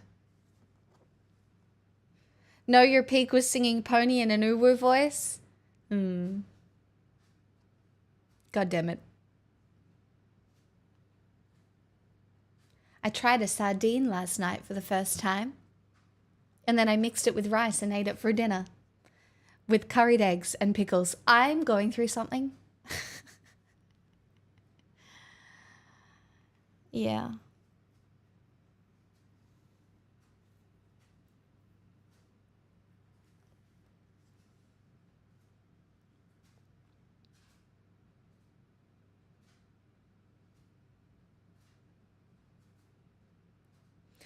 Cult dog, I kind of agree with that. That's what the media will do. Yeah, it makes it seems like it makes it seem like the queers are transing the children, all the children, you know, when the reality is that's just not happening. But again, that's what happens.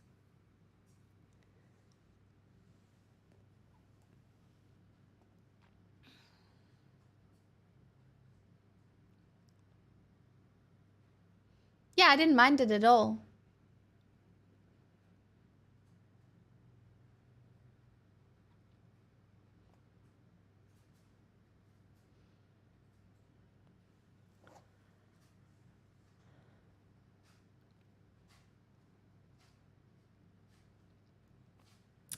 Yeah, you're like the moral panic, the won't someone think of the children panic. It just happens. It happens in a fucking cyclic nature. Cyclic. How do I say that? Cyclic? For what it's worth, I'm an ally. Cyclical, that's right.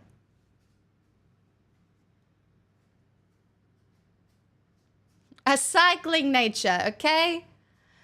What happens is people get on their bikes and they cycle to the next moral panic, okay? That's how it happens. Round and round in circles on a track. I hate myself.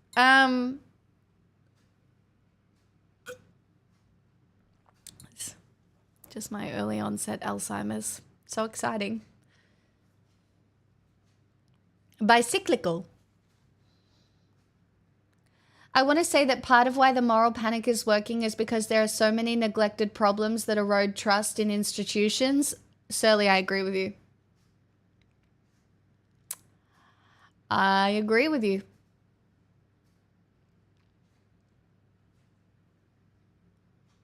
I agree with you.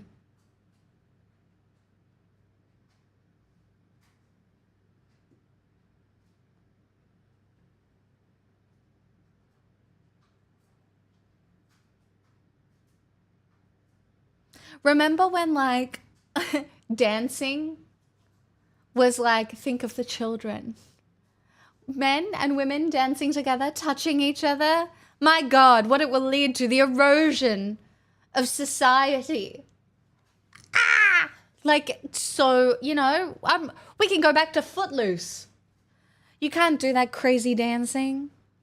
You can't do that crazy dancing. You're ruining society. All of these conversations are too big for social media. You can't have a nuanced conversation and empathize with people when you have no face and 100 characters. That's why I try and have a face tubby and do it every fucking day. Well, not every day. I do it 4 days a week because otherwise I would be more mentally ill than I already am.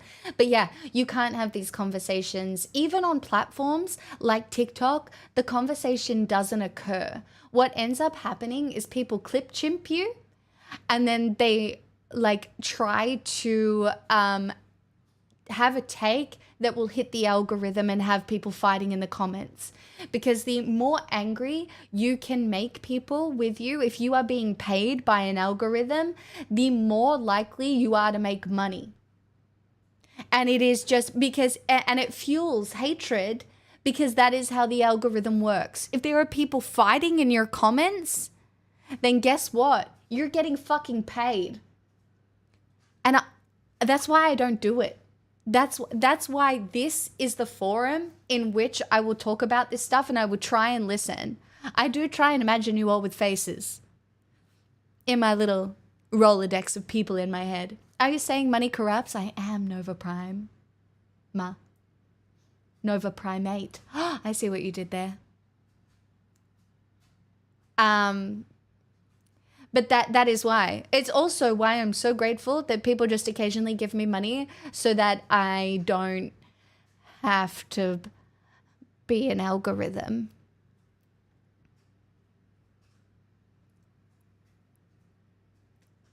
This is a full-blown house deposit. So Speaking of Money and self really given. Legend, thank you for the 84 months. It's a really long time.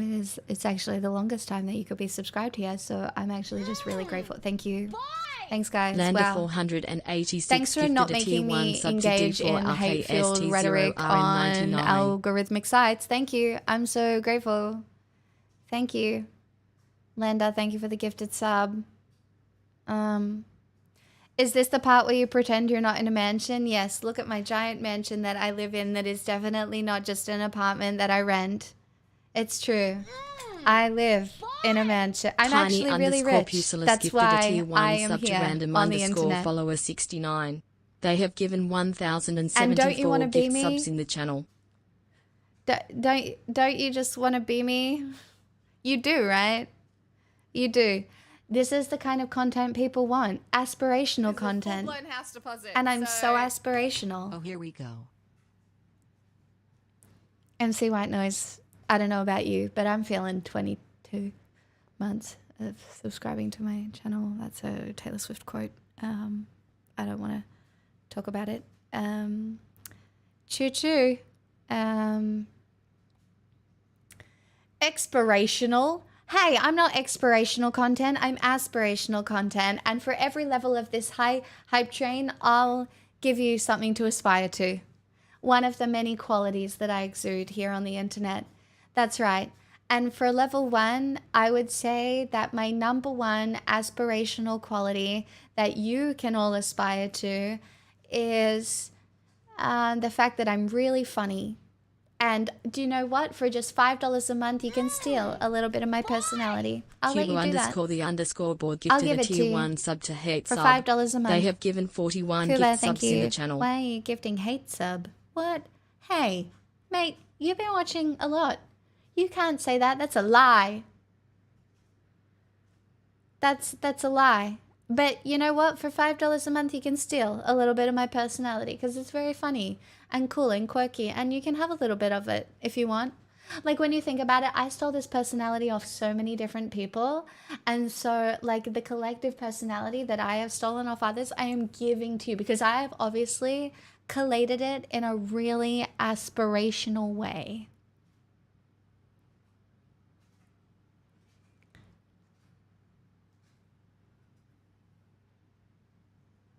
And I will also give you 1 feminism point. That's right, subscribe today for exactly 1 feminist point, and you can tell people that you got 1 feminist point from the internet because you supported a woman. Maybe even 2 for doing it on International Men's Day. And that's all I got in me.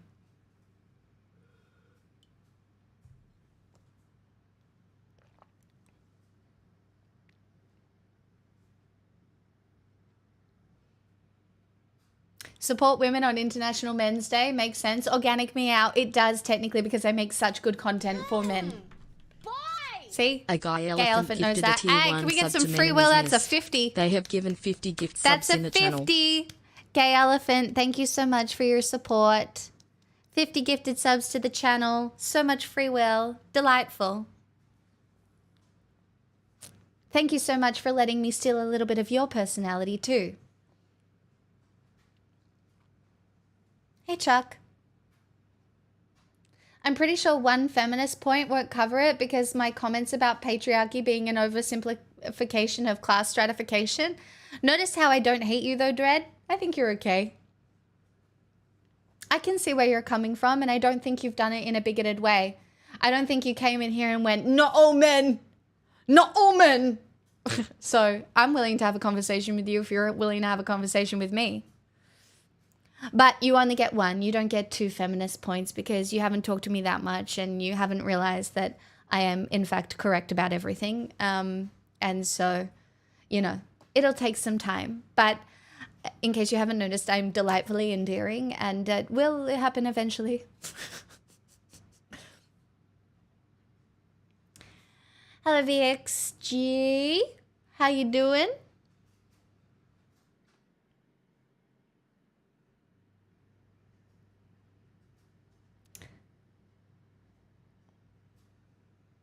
Oh my God, I've got to give you another aspirational quality.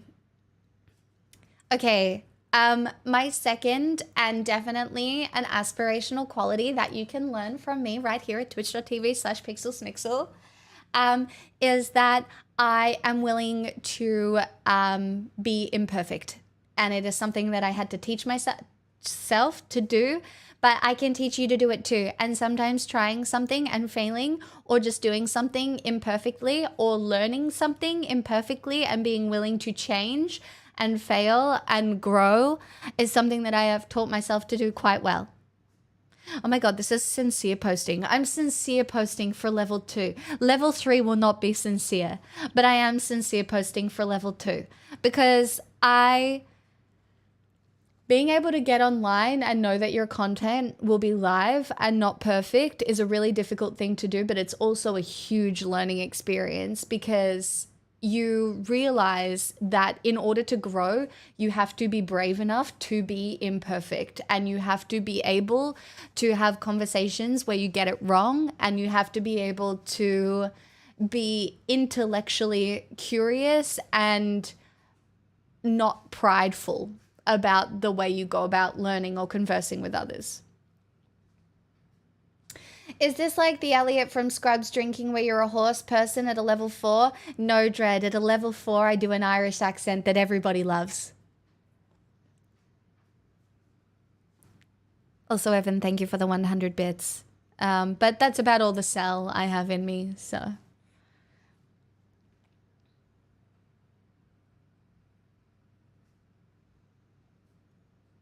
You've never seen me do Irish? Oh no, my Irish accent's great. Bye! MC_white noise gifted a tier 1 sub to source 240.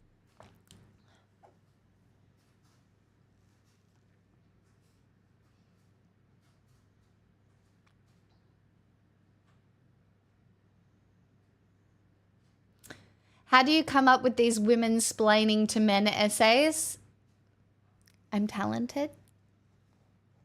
I've spoken to a lot of men. I'm better than you. I don't know. I was just naturally gifted, all right?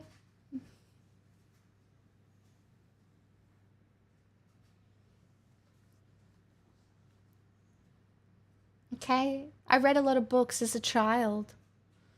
That's all. Hi, Fizzle.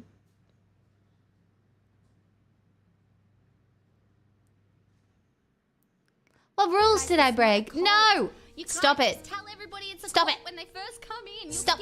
Don't, no one do it. No one do it. Gay elephant, I see what you, we're gonna end it here. Otherwise I have to give another aspirational, what, that doesn't count, thank GL God. with the castle. Good luck with the, I want a brick stop named it. after me. Smile. Stop, it's fine. It's gonna be over. You can have a brick.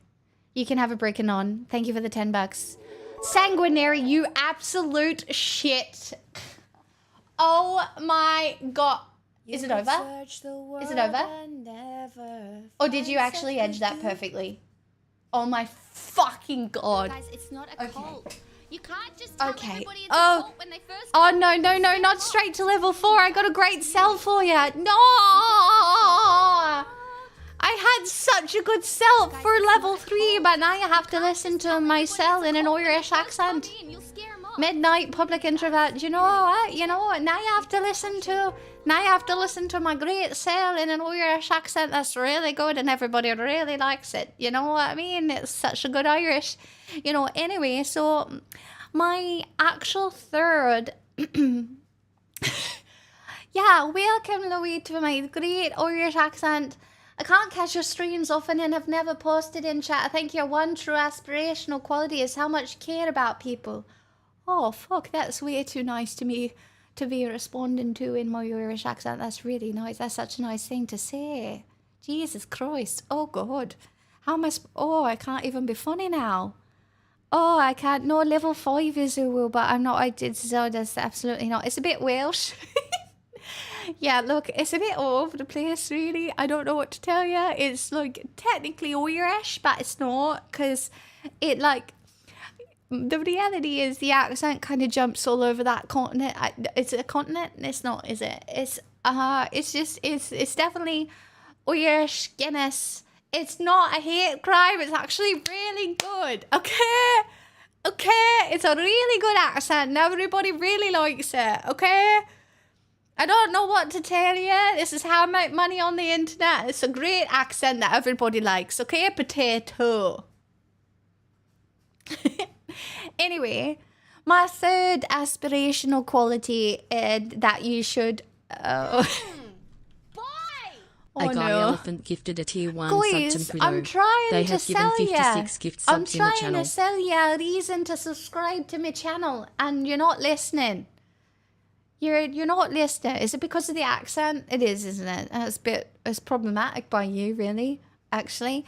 Now, as I was saying, my third aspirational quality is the fact that I'm now a gym girl. I'm so relatable. Okay? I now have exactly one bicep, see? And because I go to the gym, I'm actually just like really aspirational because I'm leading such a good example for your mental health in an Irish accent, because it's very aspirational. And you know what? The most fucked up thing about going to the gym is that it does actually make you feel better. It's been very disappointing. Like, I truly have been so disappointed. Although I am a little bit worried because I woke up this morning, I was looking at myself in the mirror, and I think one of my shoulders is higher than the other, which I think it means I've been working out one side more than the other.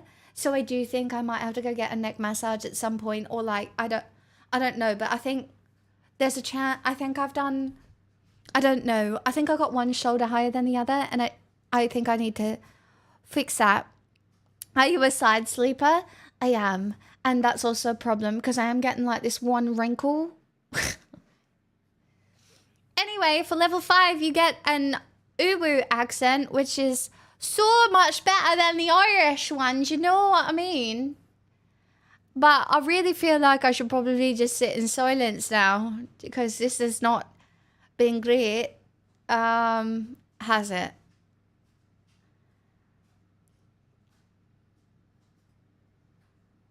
It's probably just scoliosis. That's so mean to go for my health anxiety like that. That's so rude. Oh my God. Speaking of hate crimes, you just committed one on me.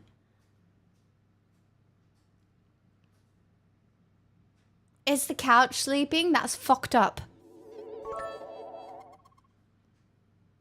Speaking of Irish men and your evening activities.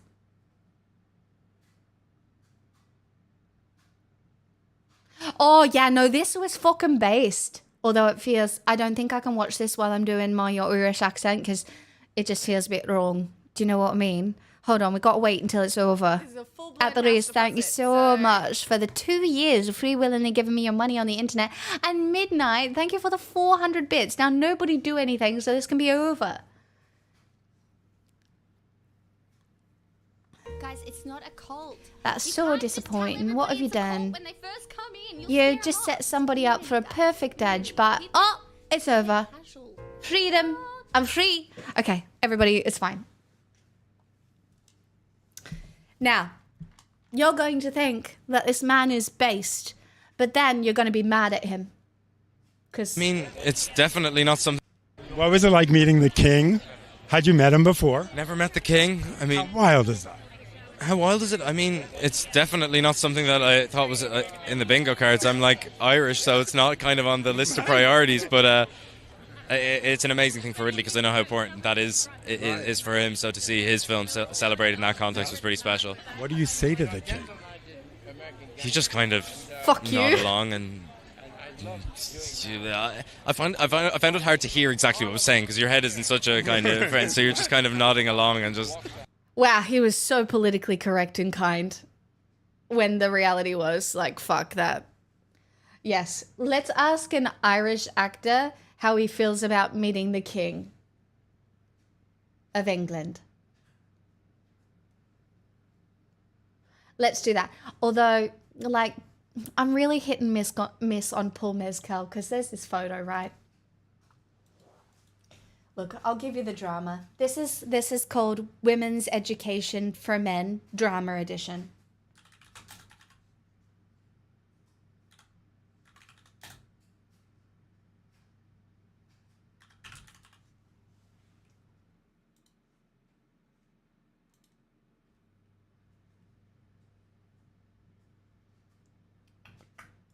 There's a photo and this one.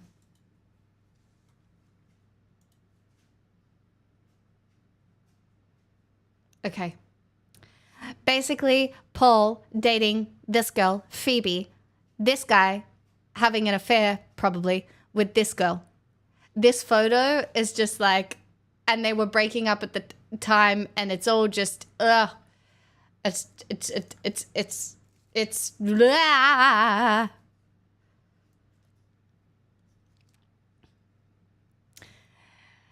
Brad Pitt speaking indecipherable accent. No, what it's just, I don't know. Do you know what I mean? Sometimes with actors, you know, it's like the whole Brad Pitt, Angelina Jolie, sexual tension, you know. You're in proximity. It's built up over a period of time. And I ain't justifying it, but ugh. No, that is Daisy Edgar Jones.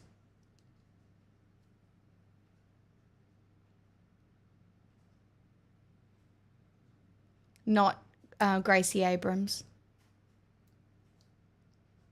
Something that I struggle with in my network, how do we have conversation with evangelicals that thinks it's saving someone to hate them? Like, you can't just tell them it's hate. They don't listen. And you can't tell how terrible the Bible is. They don't listen to that either. I can't see a way to engage that they don't reject or explain away. You don't engage directly, Carmadillo. The hardest thing is sometimes, especially with evangelicals, you just have to keep poking holes. But the reality is, if you're not up for that, sometimes they're like, it is a crisis of faith is one of the most traumatic things for a person to go through. And so a lot of times with people who are that deeply rooted in their beliefs surrounding religion, they will do everything in their power to not listen to anything outside of it. Because a crisis of faith, like, imagine finding out that you've lived your whole life in a way that's actually pretty fucked up. It is a huge crisis to go through. And so if you have the energy to stay, oh guys, chat, as a collective, we've caught 1,000 items. I'm so proud of you in fishing.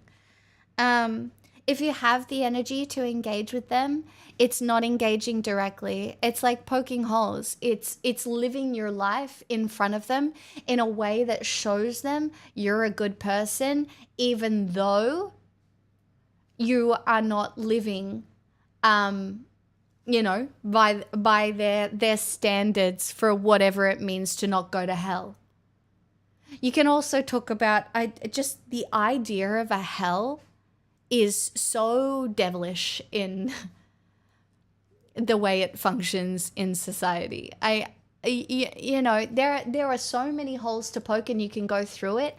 I think his name is Dan McClellan, who is a scholar of the Bible, who has read almost every different version of the Bible, and oftentimes unpacks really bad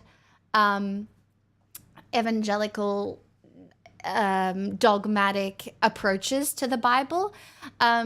So if you can listen to some of the ways that he unpacks those things and kind of put those away in your brain, it can be a good start. But oftentimes people are using one specific translation of the Bible, and you know, oftentimes I really do think that people's like dogmatic belief in religion has more to do with maintaining their community and sense of self than it does have anything to do with religion. It's just something that is there to put your focus on for whatever reason.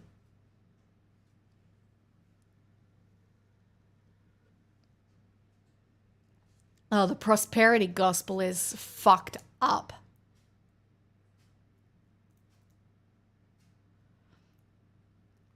Splee, that is very true. Like, oftentimes they are taught that when they're rejected, it's because it's like that makes them feel even more attached. So sometimes, you know, it can be one of those you catch more flies with honey situations. But, you know, it really depends, like, your personal circumstances and how you engage with people, it's going to differ depending on where you are, who you associate with, what it looks like.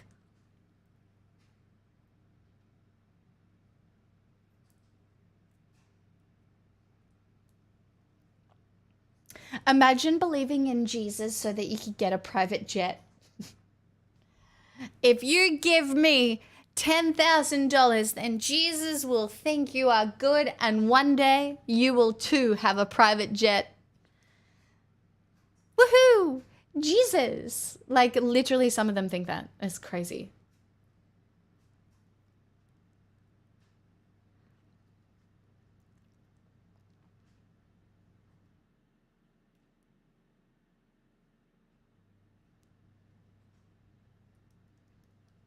Yeah, awakening philosophy, that's why it's so inaccessible to a lot of people as well, because it involves losing your entire community.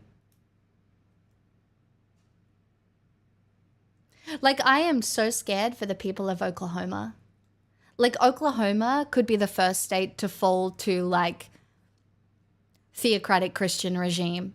Bibles in schools, banned books, banned abortion, like, all of that shit. Like, you know, it's pretty scary.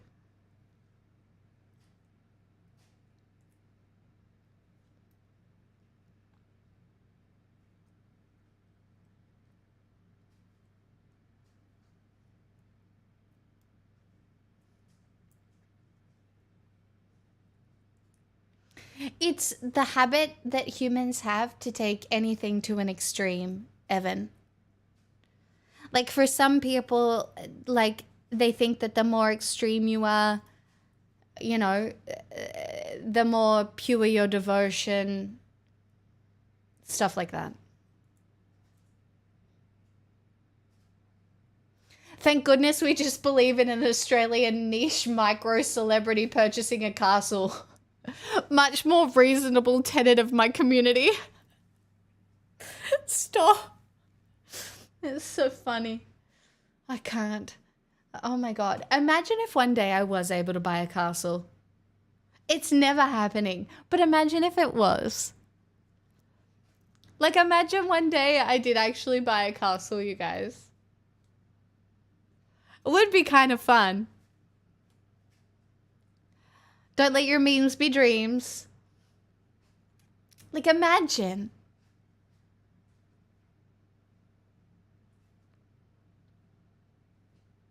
Just keep buying that lotto ticket. I can't afford to buy a lotto ticket all the time. It's the same as I feel about gambling now. Gambling is such a pit because you look at it as an escape from capitalism that just isn't there for most people. Like, I have spent so much of my life, like, wishing and hoping that I was, like, a lucky one that would, you know, somehow just got an easy way out. But the reality is, most of the time, it's just not you.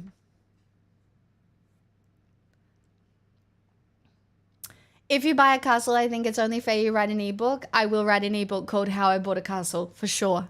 Guaranteed.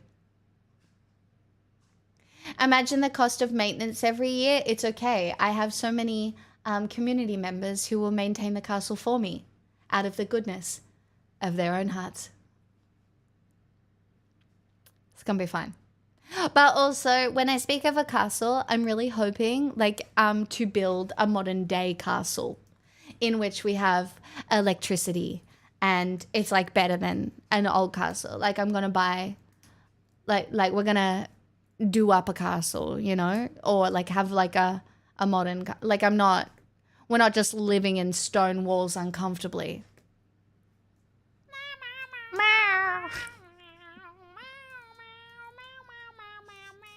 A Neuro. castle, one brick at a time. One brick at a time. Thanks for the brick. Thanks for the brick. I need the other half of my sandwich. I'm hungry. So we're talking about international men? Yeah, because the national ones suck. See, Hellhammer, I want to talk about that when I get back.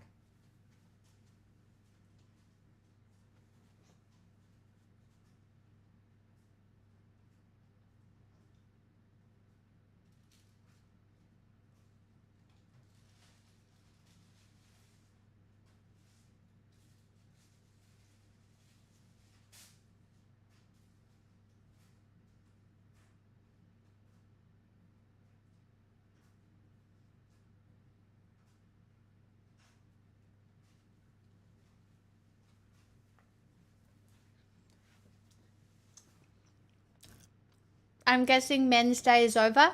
No. I'm still clearly doing good things for the men.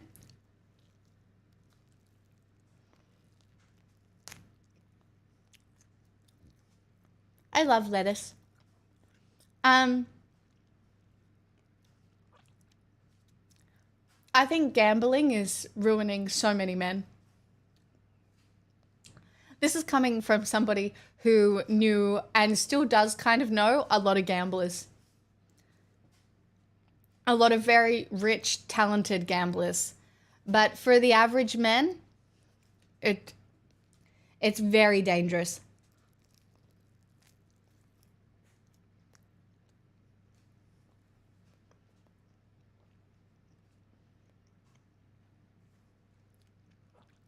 Oh, and it's women.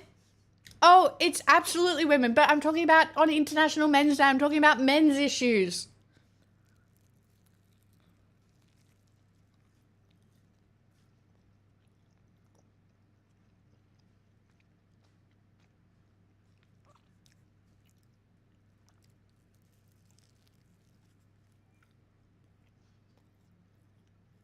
I was obsessed with gambling.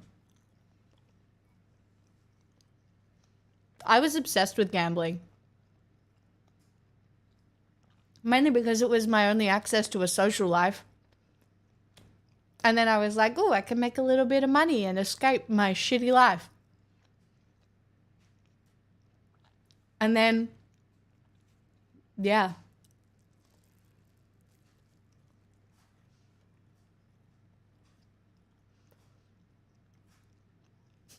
Blue. No, I love iceberg lettuce. This is iceberg lettuce.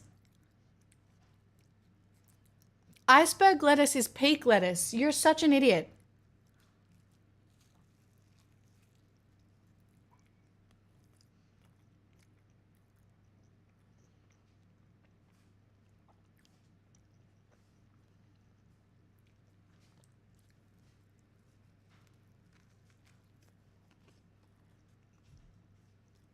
I love the texture of iceberg lettuce.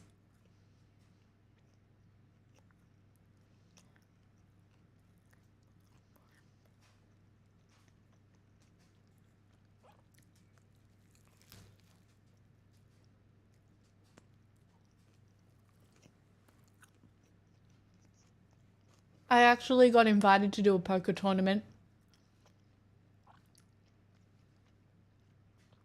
But it would be advertising a gambling casino.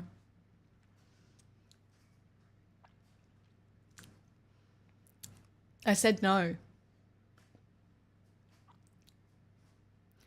I don't know. How would you guys feel about that? Do you know what I mean? I said no.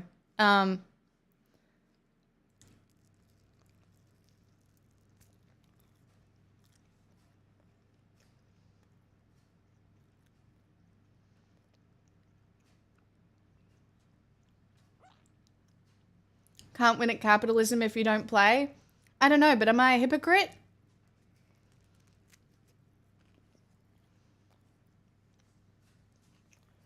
It would be poker. You may never leave. Frosty, I'm rich. Thanks. Unfortunately, A follow and an immediate sub? end of the road. Why? Thank you. In here.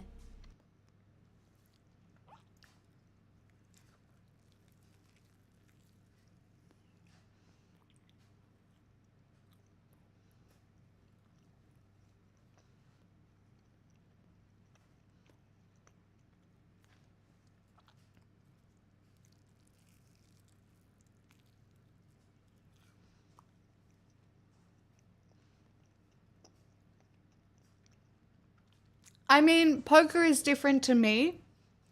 The problem is that you're advertising a casino that has more than poker.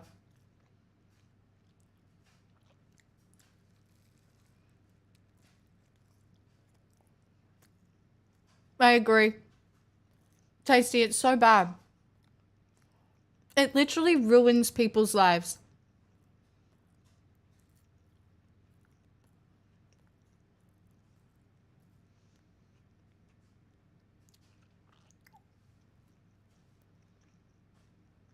What? I don't understand that.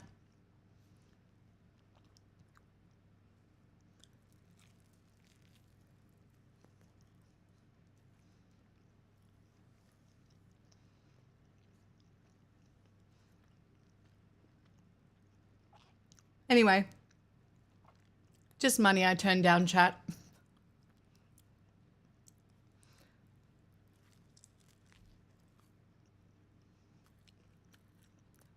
Frosty, what does that have to do with anything? Hi, Adam.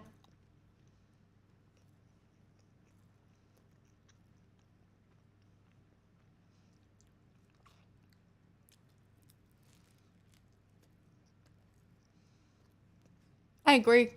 Dashida, I think most people would say my integrity is pretty intact at this point in my career.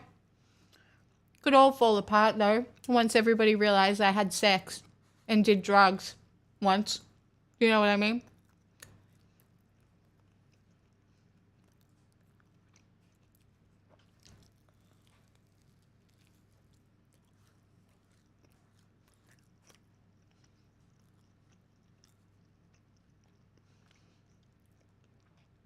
Wait, Dashidla?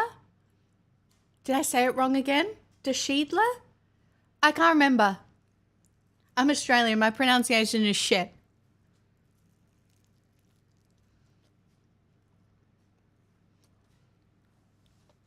Thanks, Gay Elephant. I was good at it. Still am.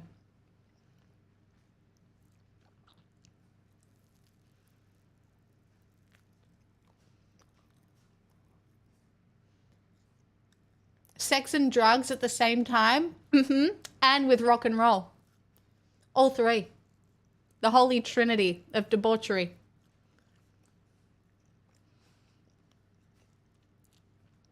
If I'm not streaming, it's one of those things.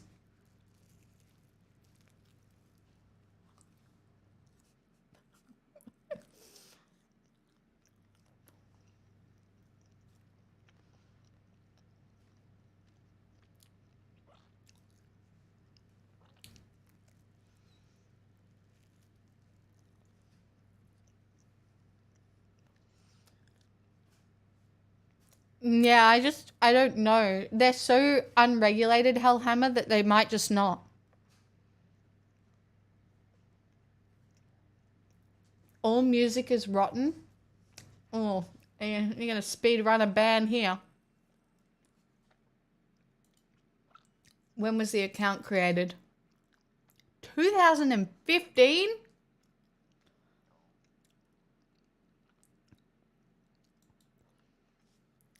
Have you been broken by the internet, you little rage troll?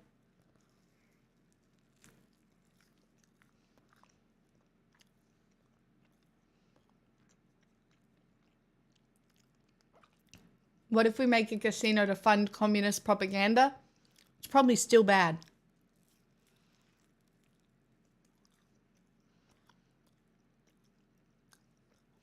Wait, Musk is suing Twitch? Perfect.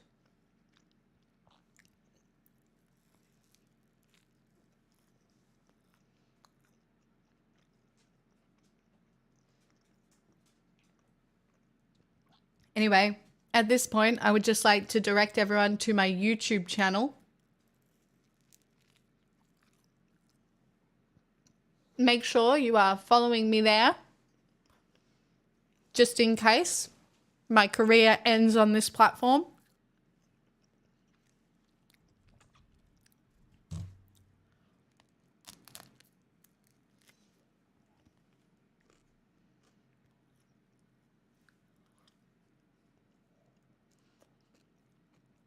Oh. I hope Twitter fucking burns.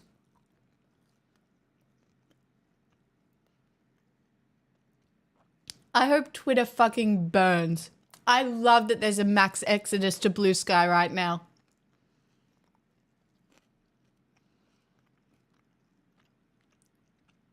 I was eating a sandwich. Lettuce, chicken, mayonnaise.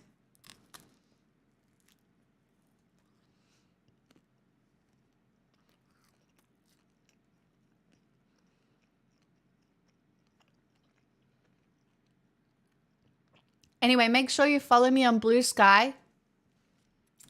Make sure you follow me over on Blue Sky.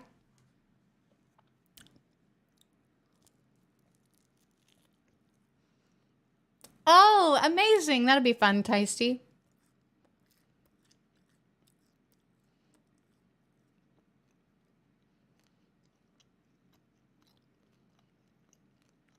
It's just Pixel Smixel.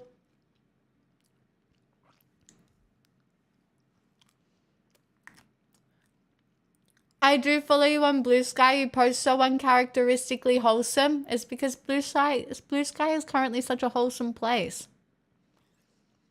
I only want a wholesome post. I'm such a sincere poster. Like, I'm a meme streamer, but I'm such a sincere poster. Even Jo said it to me. She's like, I shitpost and you sincere post. And I'm like, I wish I could shitpost. I'm not funny enough to shitpost. My brain is sincere brain. I have sincere brain. I don't have shitpost brain.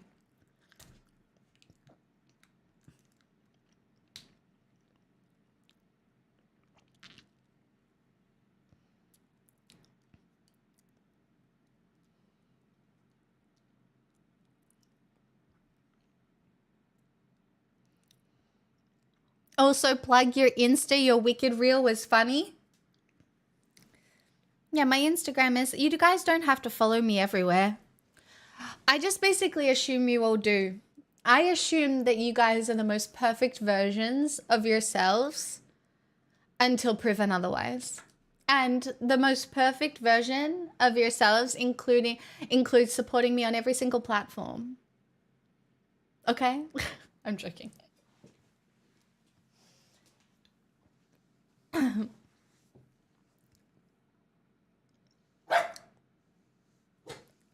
Get up early to medicate a cat for surgery?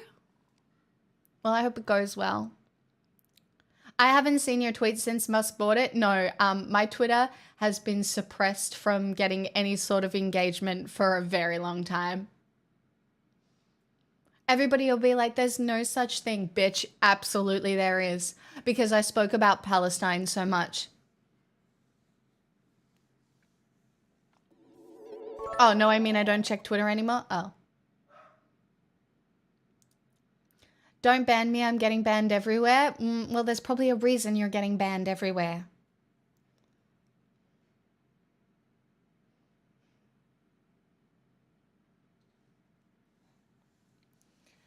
I only have enough energy for one platform. Don't spread me thin. I wouldn't want to spread anybody thin. You don't have to. You don't have to. It just makes me seem cooler. And don't you want me to be cool? I'm not cool. There's no way. It's fine. It's fine. It's cool. You can say that we are nothing, but you know the truth. All right, I should sing. Because...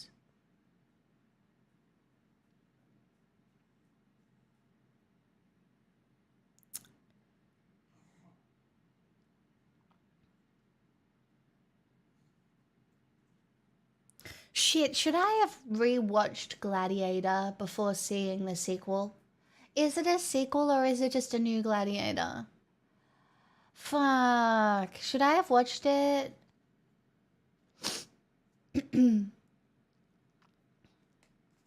I don't know. Have you not? I mean, I do know the song. I gotta go close the door. Hold on.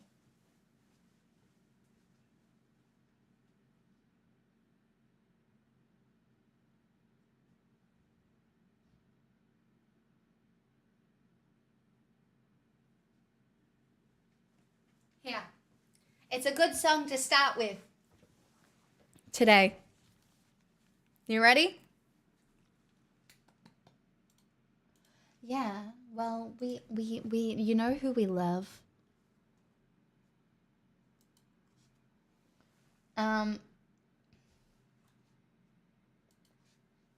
Men. That's why I'm going to see Gladiator today. Because it's for the men. And I love supporting men. We don't know. I'll let you know if it's good. I'm going with 3 men. I'm literally going with my 3 male friends to see Gladiator. I really am. I really am doing the Lord's work for International Men's Day today, okay? oh my God, I'm just one of the guys. I'm just such a guy's gal. What am I doing? Oh, yes. Yeah,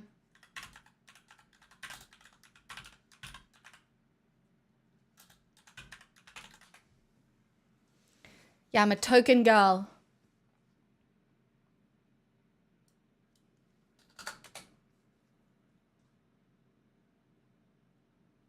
All right, you ready?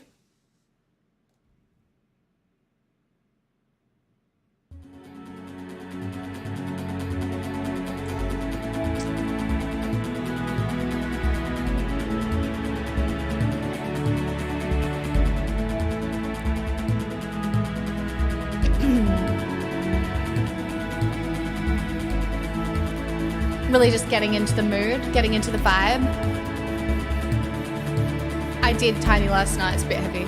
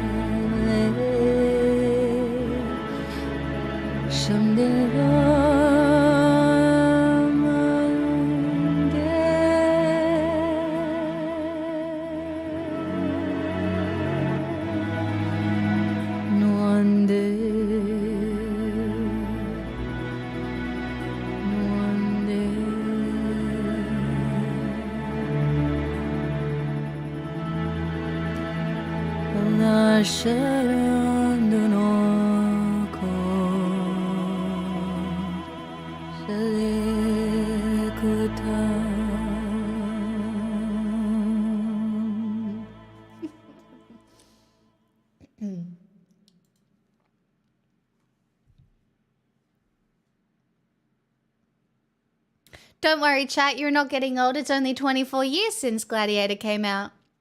It's from Gladiator. Thanks, Twitchy. Thanks for the roses, everyone. Hi, my poggies. Yeah, that one's from 20. How many? Gladiator was the first DVD I ever bought. Damn.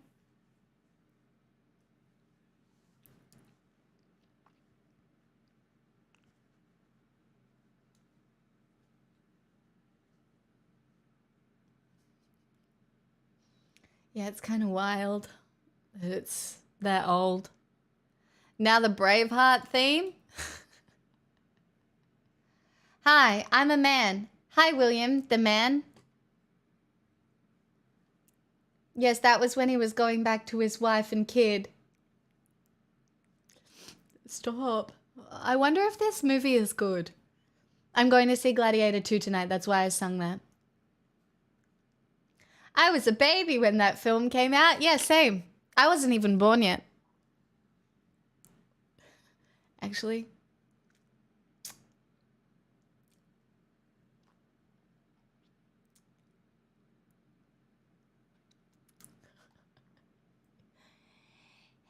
Hey.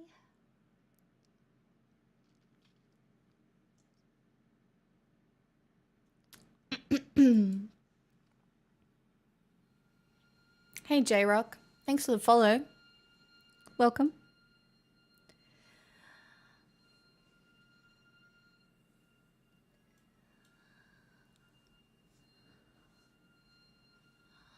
What would I give to live where you are? What would I pay to stay here beside you?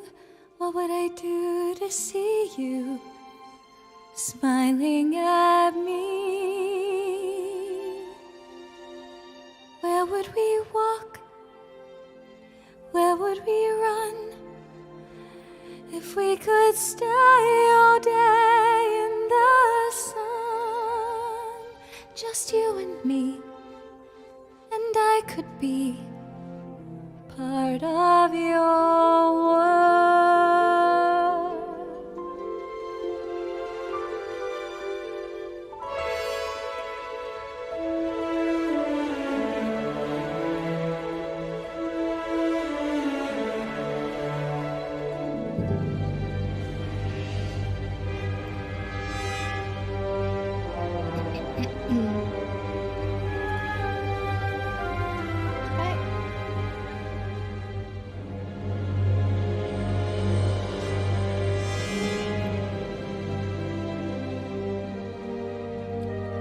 This is definitely not my best singing, but oh well.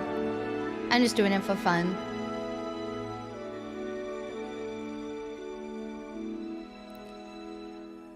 I don't know when, I don't know how, but I know something's starting right now. Watch and you'll see. Someday I'll be part of your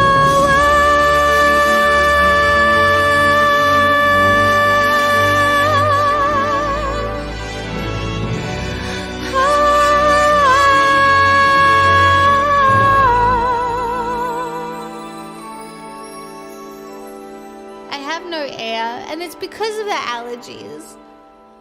I have no air. I have no air. I have no air in my lungs. I'm dying. Could I be dying? I'm probably dying. Am I dying? I need to feed my dog. Hey, Pixel, are you hungry? Do you want second dinner? Are you a little hobbitus? And would you like second dinner? Yes. Are you still hungry? Would you like second dinner? Okay. Okay. Okay. Right. Okay.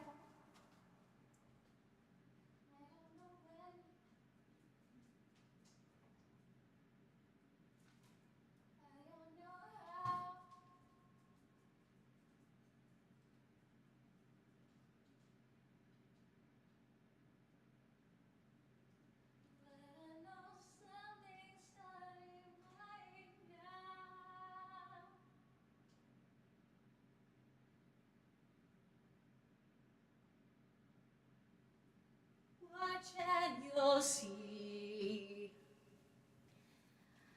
Someday I'll be part of your world.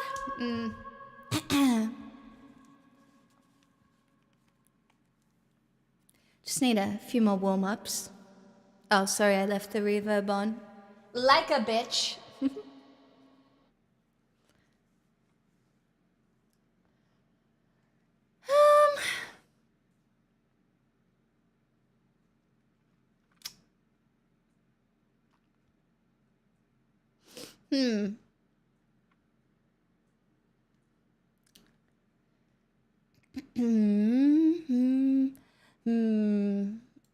What about this?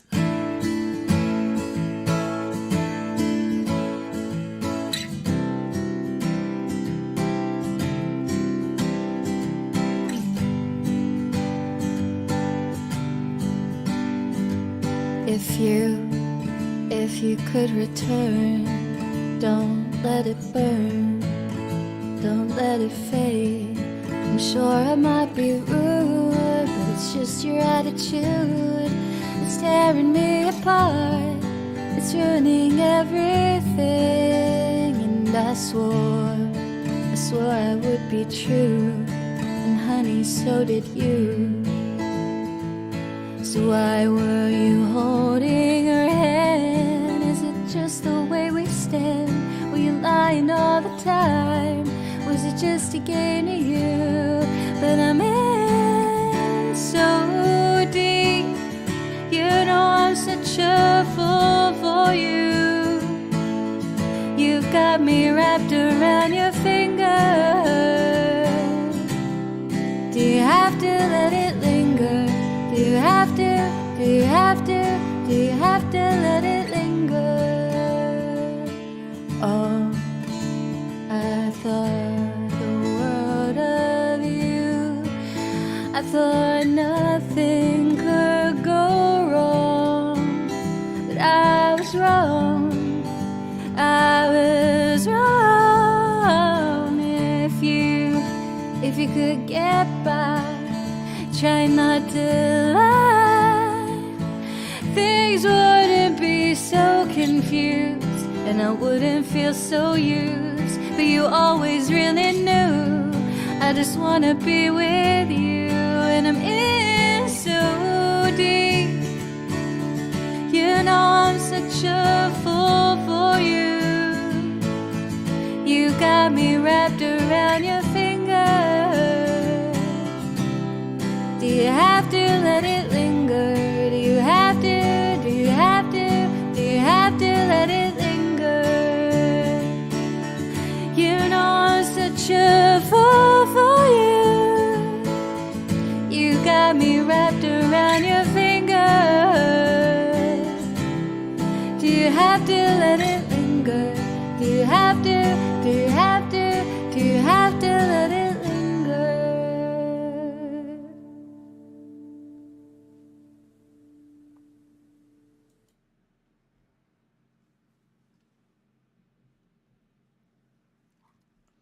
Yeah. What? Oh. Taylor, the latte boy. Oh, this will be fun! I haven't sung this in so long. Ah! Oh, I'm so excited to sing this.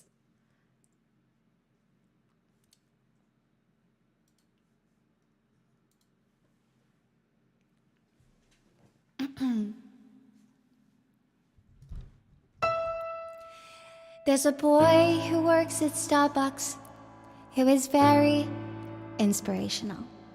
He is very inspirational because of many things. I come in at 8:11 and he smiles and says, "How are you?" And when he smiles and says, "How are you?" I could swear my heart grows wings. So today at 8:11 I decided I should meet him. I decided I should meet him in a proper formal way. So today at 8:11, when he smiled and said, "How are you?" I said, "Fine, and my name's Kristen." And he softly answered, "Hey." And I said, "My name is Kristen, and thank you for the extra phone." And he said his name was Taylor, which provides the inspiration for this poem. Taylor, the latte boy, bring me Java, bring me joy. Oh, Taylor, the latte boy, I love him, I love him, I love him. So I'd like to get my nerve up to recite my poem musical. He would like the fact it's musical because he plays guitar. So today at 8:11, Taylor told me he was playing in a band down in the village in the basement of a bar. Then he smoothly flipped the lever to prepare my double latte, but for me he made it triple, and he didn't think I knew.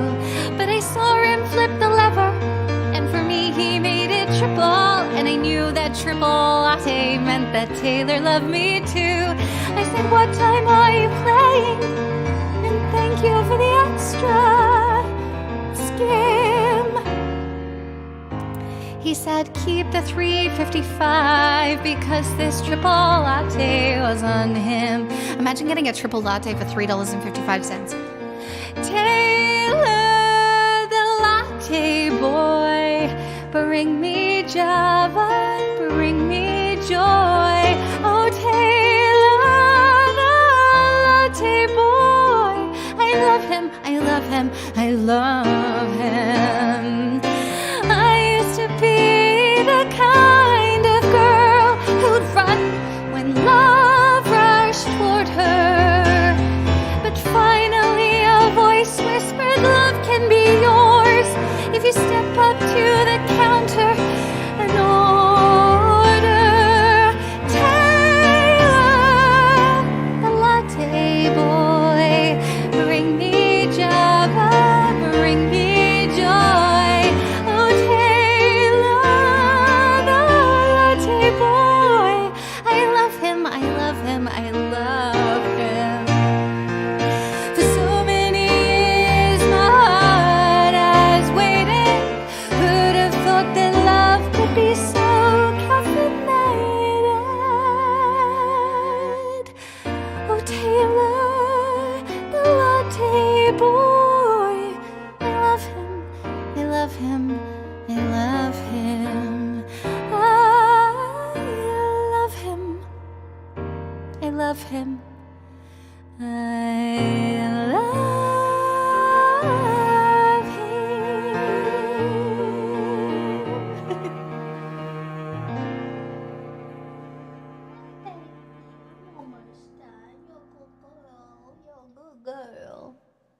You're very welcome, Apoggies. From latte to espresso. Sure. I would love to sing. For the men, I'll make a man out of you. Lol.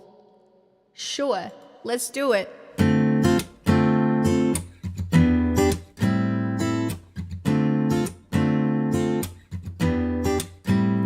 Now he's thinking about me every night. Oh, isn't that sweet? I guess so. Say you can't sleep, baby, I know. That's that me espresso. Move it up, down, left, right, oh. Switch it up like Nintendo. Say you can't sleep, baby, I know. That's that me's espresso. I can't relate to desperation. My cat give a fucks on vacation. And I got this one boy, and he won't stop calling when they act this way.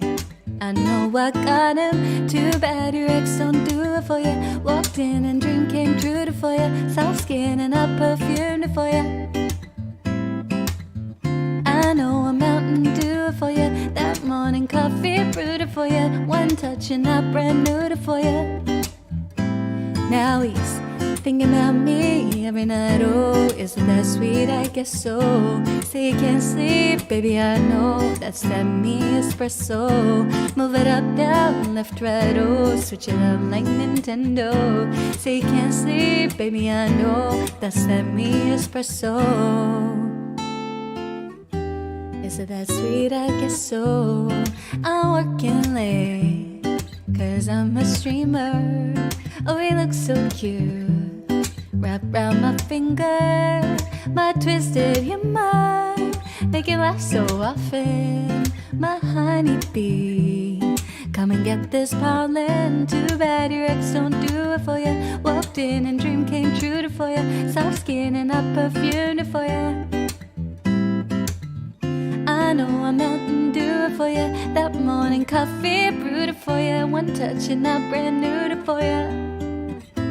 Now he's thinking about me every night. Oh, isn't that sweet? I guess so. Say you can't sleep, baby, I know. That's that me espresso. Move it up, down, left, right, oh. Switch it up like Nintendo. Say you can't sleep, baby, I know. That's that me espresso. Think about me every night. Oh,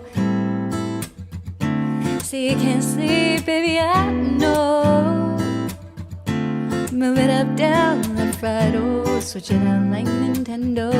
Say you can't sleep, baby, I know. That's that me espresso. Is it that sweet? I guess so. That's that me espresso.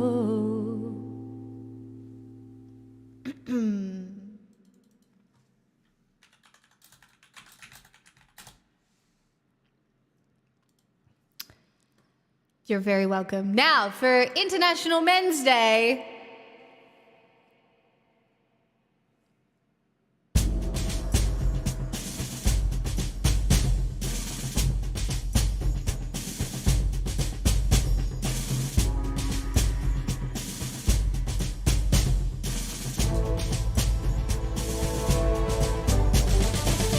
Let's get down to business to defeat the Huns.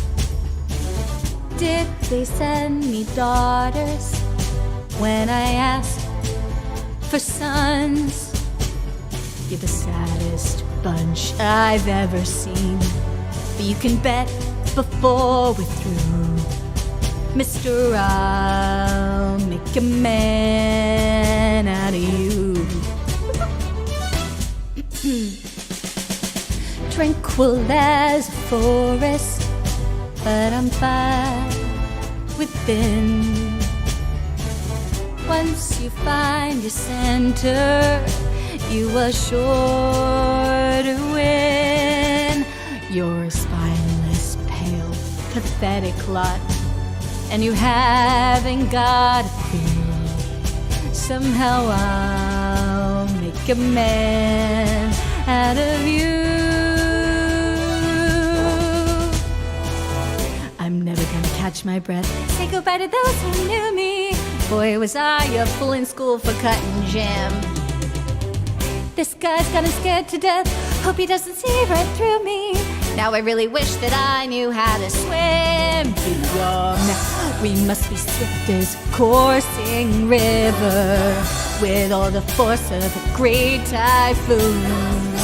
with all the strength of a raging fire, mysterious as the dark side of the moon. Time is racing toward us till the Huns arrive.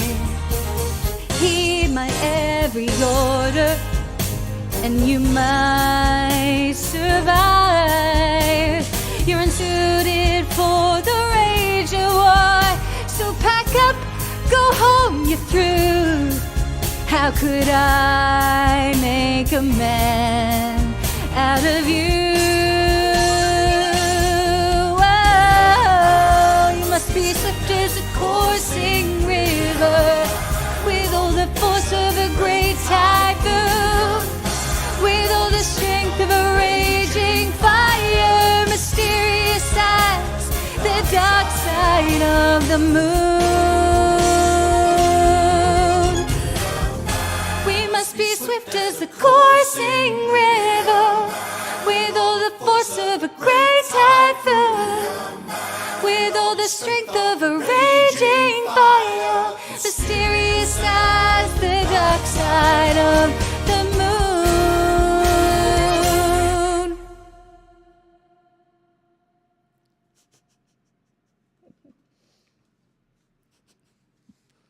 It's okay, I'm fixing all the men. It's International Men's Day, and I got this. I got you. It's fine.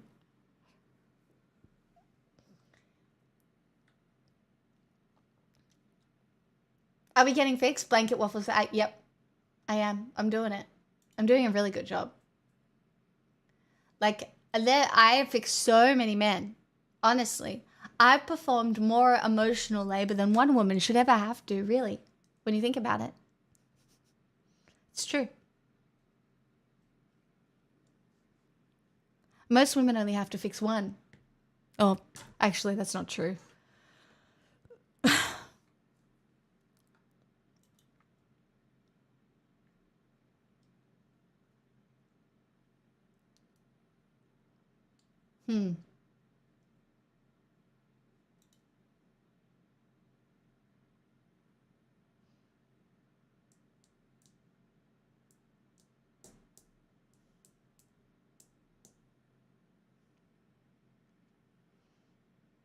I have not Destron. I don't know what that is.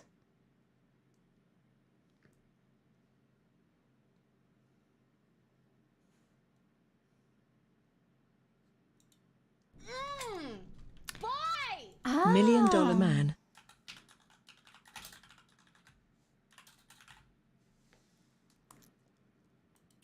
Been a while since I sung this.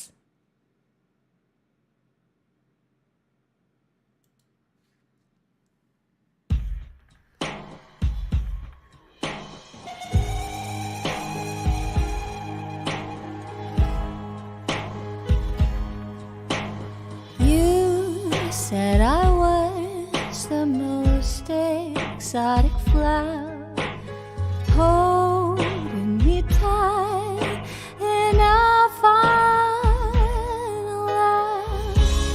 I don't know how you convince them and get them bored. I don't know what you do. It's unbelievable, and I don't know how you get over someone as dangerous and tainted and flawed as you. One for the money, two for the show. I love you, honey. I'm ready to go. How did you get that way? I don't know. You're screwed up and brilliant. You look like $1 million man. So why is my heart broke? You got the world, but baby, at what price? Something so strange, hard to define. Isn't that that hard, boy, to like you or love you. I'd follow you down, down, down. You're unbelievable. If you're going crazy, just grab me and take me. I'd follow you down, down, down. Anywhere, anywhere. One for the money, two for the show. I love you, honey. I'm ready to go. How did you get that way? I don't know. You're screwed up and brilliant. You look like $1 million man. So why is my heart broke?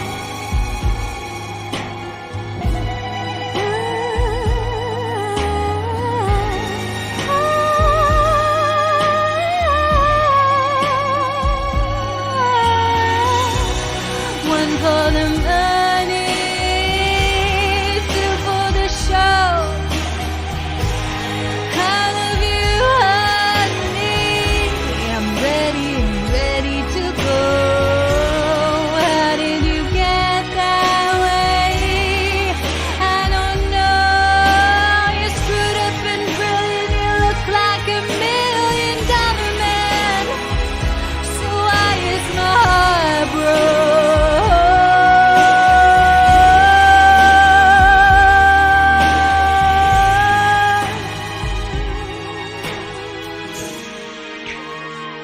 Why is my heart broke?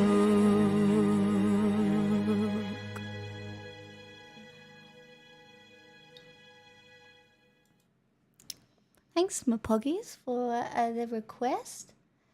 Who's this cunt? 5 messages.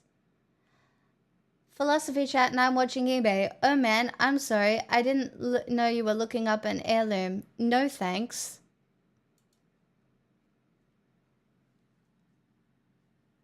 So unfollow and go away. You do not have to announce your departure or that you don't like me. You don't have to like me. I certainly don't like you. But you don't have to be like, meh. Do you know what I mean? Jesus Christ. People these days. Can we fix him? I can't be bothered fixing that one. He doesn't provide enough value.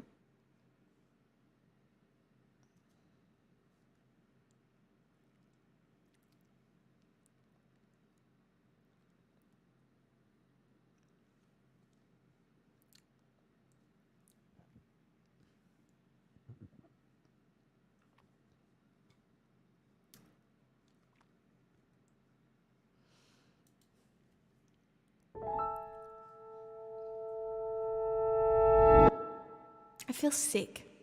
I don't know why either.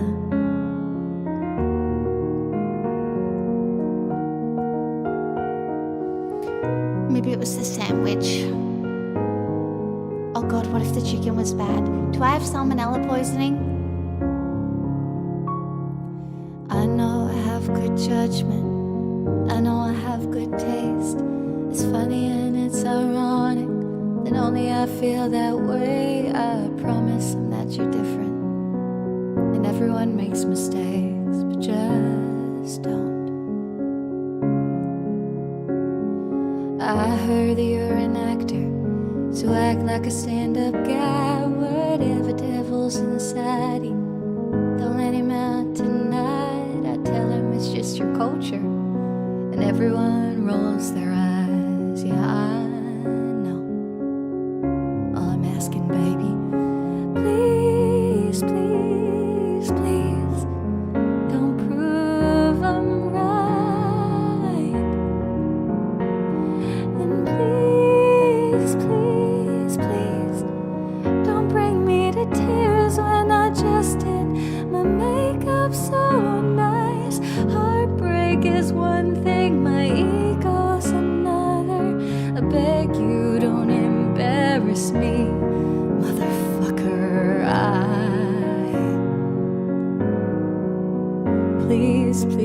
please. Well, I have a fun idea, babe. Maybe just stay inside. I know you're craving some fresh air, but the ceiling fan is so nice. And we could live so happily if no one knows that you're with me. I'm just kidding, but really, really, please, please, please, don't prove I'm right. And please, please, please, don't bring me to tears when I just did my makeup so nice. Heartbreak is one thing, my ego's another. I beg you, don't embarrass me, motherfucker.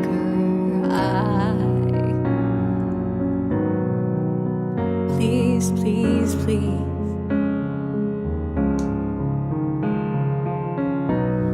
If you wanna go and be stupid, don't do it in front of me. If you don't wanna cry to my music, don't make me hate you prolifically. Please, please, please, please, please, please, please, please, please, please.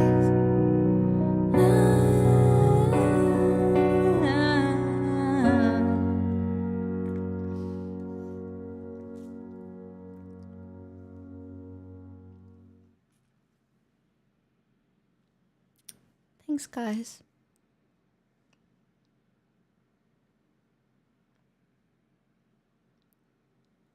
Maybe. Red's hard to sing. Loving it was red, Love red, oh red, red. That's why.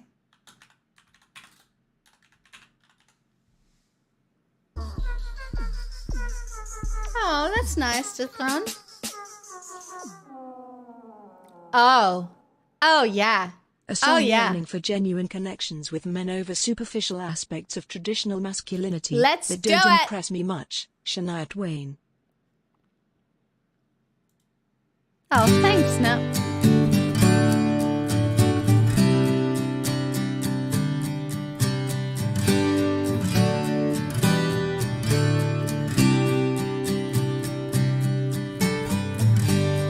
We could leave the Christmas lights up till January.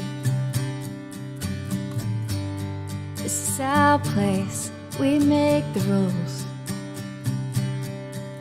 And there's a dazzling haze, a mysterious way about you, dear. Have I known you 20 seconds or 20 years? Can I go where you go? Can we always Creep.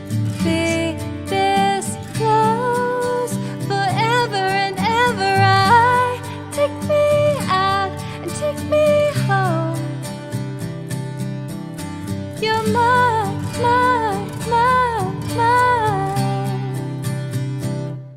lover.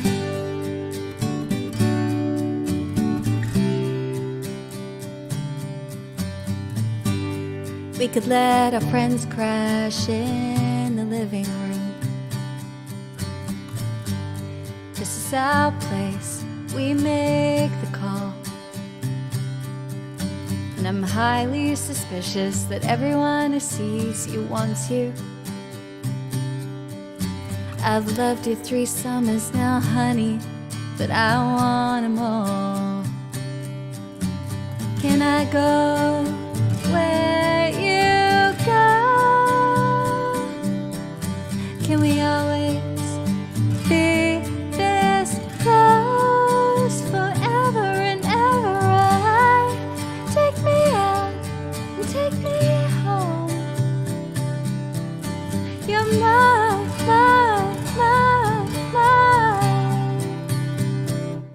lover. Ladies and gentlemen, will you please stand with every guitar string scar on my hand? I take this magnetic force of a man to be my lover. My heart's been borrowed and yours has been blue. All solid ends want to end up with you. Swear to be over dramatic, get true to my lover. You'll save all your dirtiest jokes for me. Not every table I'll save you a seat. Lover, can I go where you go? Can we always be this close forever and ever? Take me out and take me home. You're not mine. Oh, you're not mine. Darling, you're mine.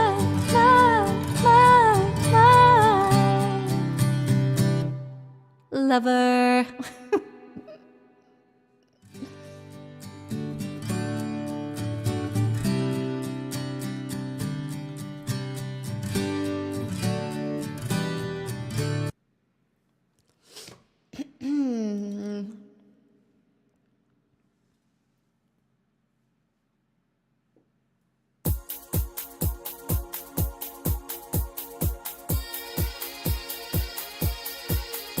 Ow! Sound like a dying cat. Yeah. I've known a few guys who thought they were pretty smart, but you got being right down to an art. You think you're a genius, you drive me up the wall. You're a regular original, know it all. Whoa, you think you're special. Whoa, you think you're something else. Okay, so you debate politics on the internet. That don't impress me much. So you got the brains, but have you got the touch? Now don't get me wrong, yeah, I think you're alright, but that won't keep me warm in the middle of the night. That don't impress me much. Yeah. I never knew a guy who carried a mirror in his pocket and a comb up his sleeve, just in case. And all that extra whole gel in your hair, I don't like it, 'cause heaven forbid it should fall out of place. Oh, you think you're special. Oh, you think you're something else. Okay, so you call yourself a feminist. That don't impress me much. So you got the looks, but have you got the touch? Now don't get me wrong, yeah, I think you're alright, but that won't keep me warm in the middle of the night. That don't impress me much. Oh yeah.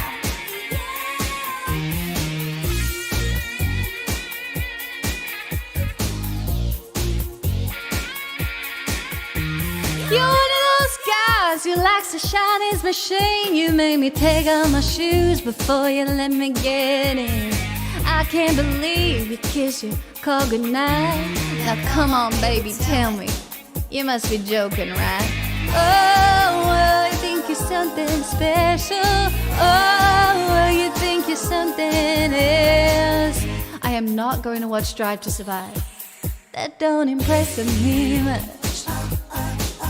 So you got the moves, but have you got the touch? Now don't get me wrong, yeah, I think you're alright.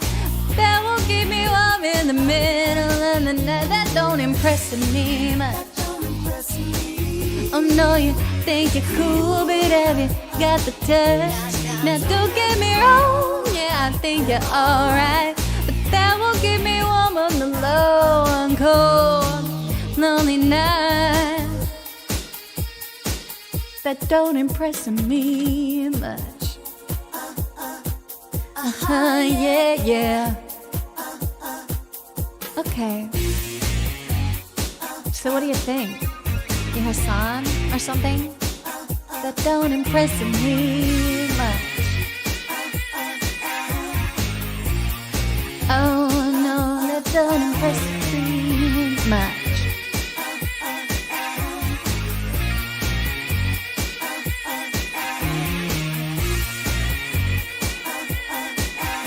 Oh baby, yeah.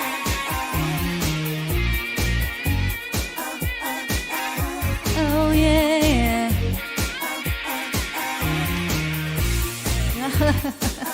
All right. So you're Tarzan. Captain Kirk. Maybe. Loki. Whatever. That don't impress me much.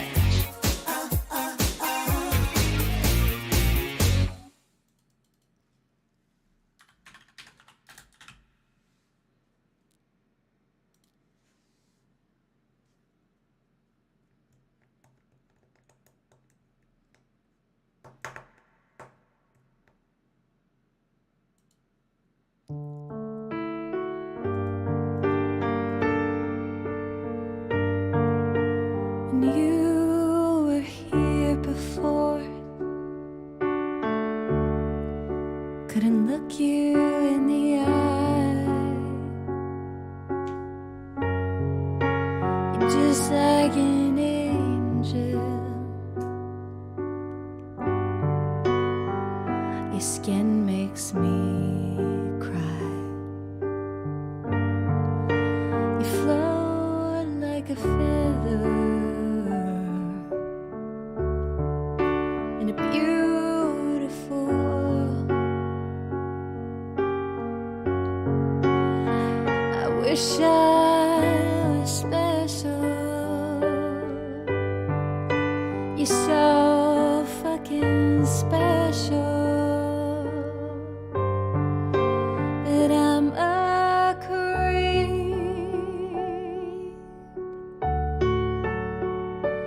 I'm a weirdo.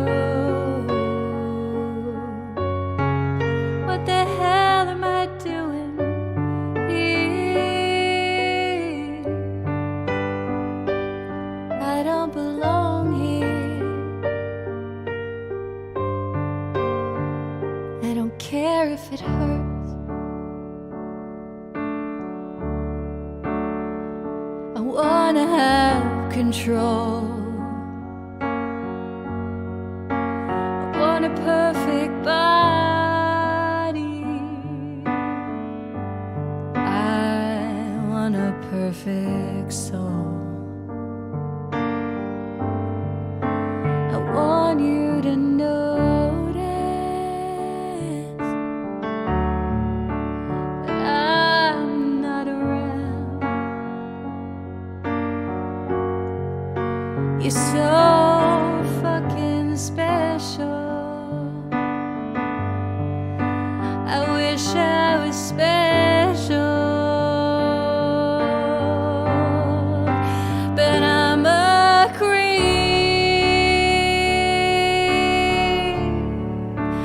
I'm a weirdo. What the hell am I doing here? I don't belong here, no. Oh, she's running out the door.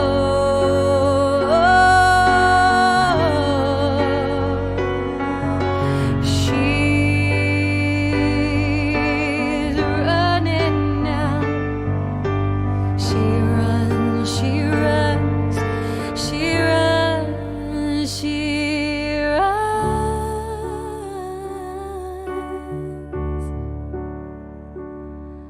I'm a weirdo.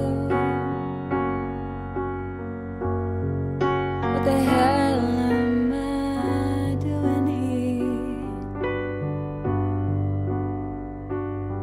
I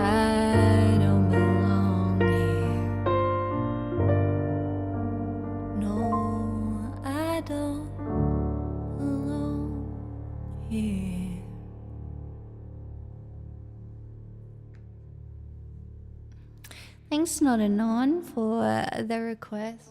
Chat, I might call. Oh! Last One one. of your girls. I would love to sing this too. I just feel a bit sick. And I don't know why. What if I have salmonella poisoning? Guys. I'm going to sing it to the proper one.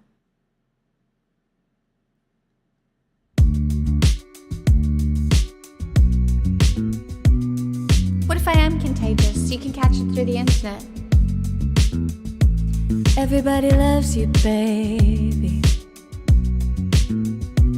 You should trademark your face.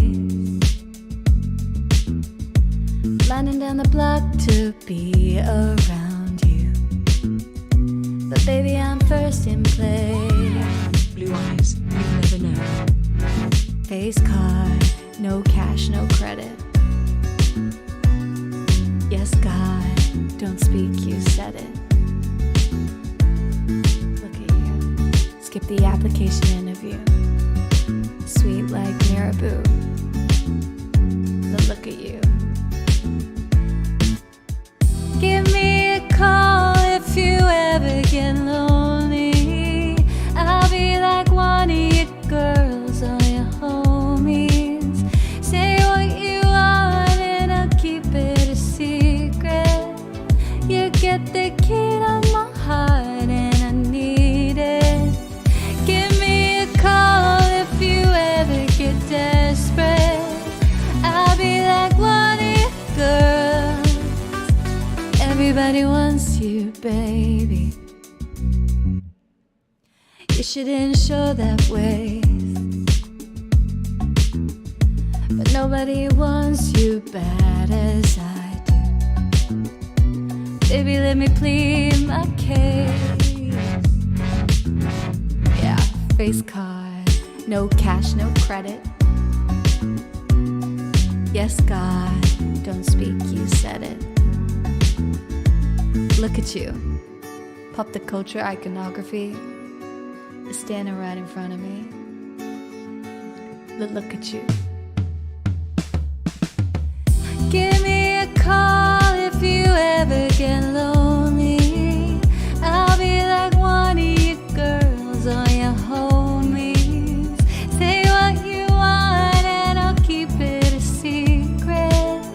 You get the key to my heart and I need it. Give me a call if you ever get desperate. I'll be like one of your girls.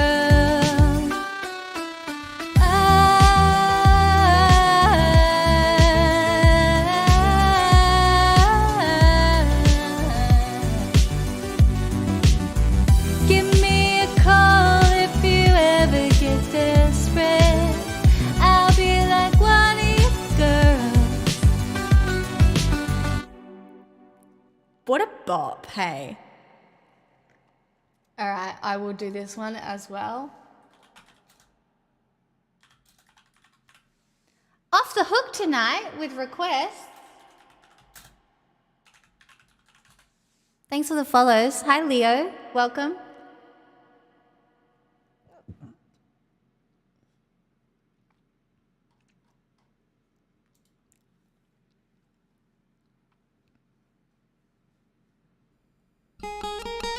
You'd never know. I was fighting for my life 8 months ago. I shut the doors and covered the windows, but the sunlight hurt my eyes. I couldn't even go outside for so long. And you couldn't tell, but the inside of my head was a living hell. I tried my best explaining how it felt, but nobody ever understood. Doctor said that everything looks good, so I blame myself. I don't think I'd ever been so lonely. Didn't know the dead of the winter of my life, in the middle of a summertime, and it still haunts me now. But you never know that it took me months just to step outside alone. 'Cause my body still gets tense when I walk home past the spot where it all went down. It's like a movie flashing back in parts that cuts deep and slow. I don't think I'd ever been so lonely. Didn't know if I would make it out.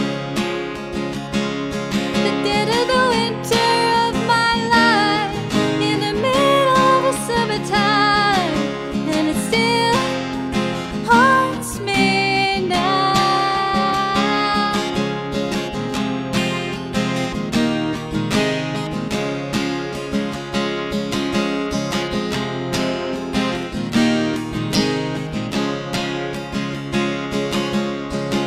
They look fine from the outside, but in my mind I was upside down and screaming, what the hell is wrong with me?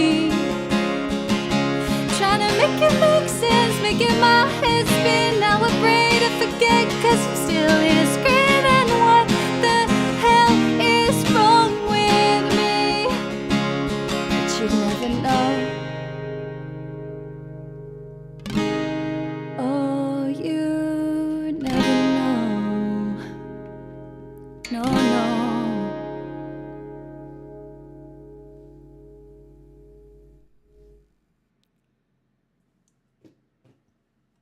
Thanks, Tiny. I hope it was alright. I'll finish at 5:30. You can have maybe one or two more. I want to sing this for International Men's Day. Last song. Thanks for the follows, you guys. Welcome.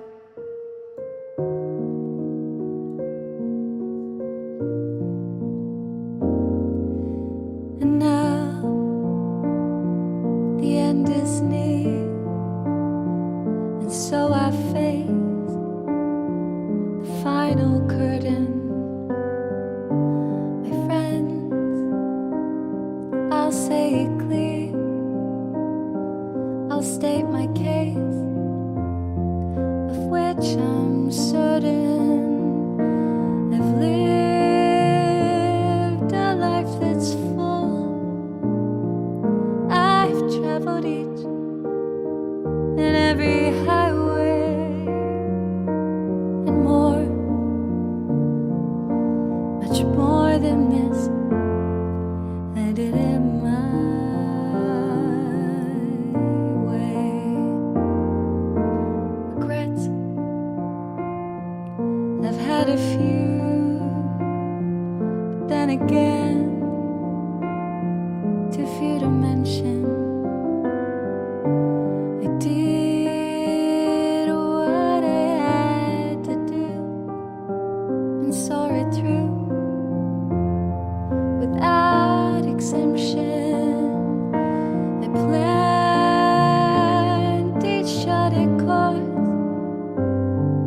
each careful step along the byway, and more, much more than that. I did it my way. Yes, there were times I'm sure you knew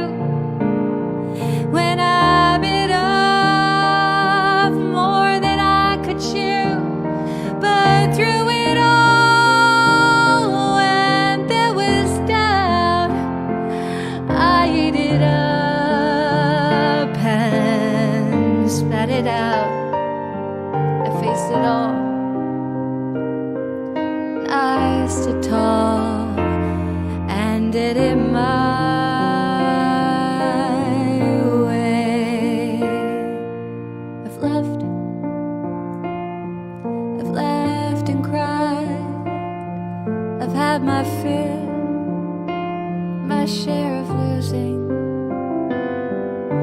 And now, as tears subside, I find it all so amusing to think I did all that and may I say, not in a shy way. Oh no, not me. I did it my way. For what is a man? What has he got? If not himself, he has not to say the things he truly feels. And not the words of one who kneels. The record shows I took the blows and did it my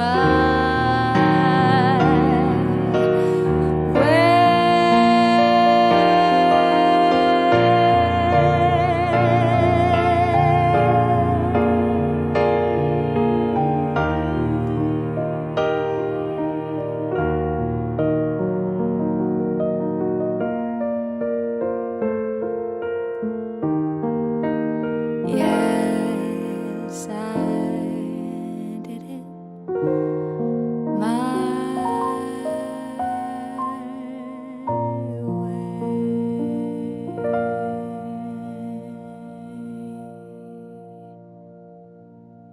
No more, no more, no more, no more, no more. I need to take Pixel for a little walk. Before I go to the movies, but I also feel sick, and I don't know why I feel sick, but I do. I feel unwell, like a little bit, like, do you know what I mean? Like a little. I don't like it. It's not good. I really hate it. Actually, it's very bad. What if I'm dying? Like, what if I actually have food poisoning and I'm dying? I don't even think I'll be able to eat popcorn. I don't even want popcorn. You need a movie Coke? Oh, I will definitely be getting a movie Coke. I definitely want a movie Coke. Give me the fucking sugar. Douse me in sugar.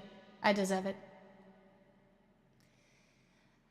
But through it all, when there was doubt, I ate it up and spat it out. I faced it all, and I stood tall and did it my way. I've loved. I'm gonna raid Jinx. There you go.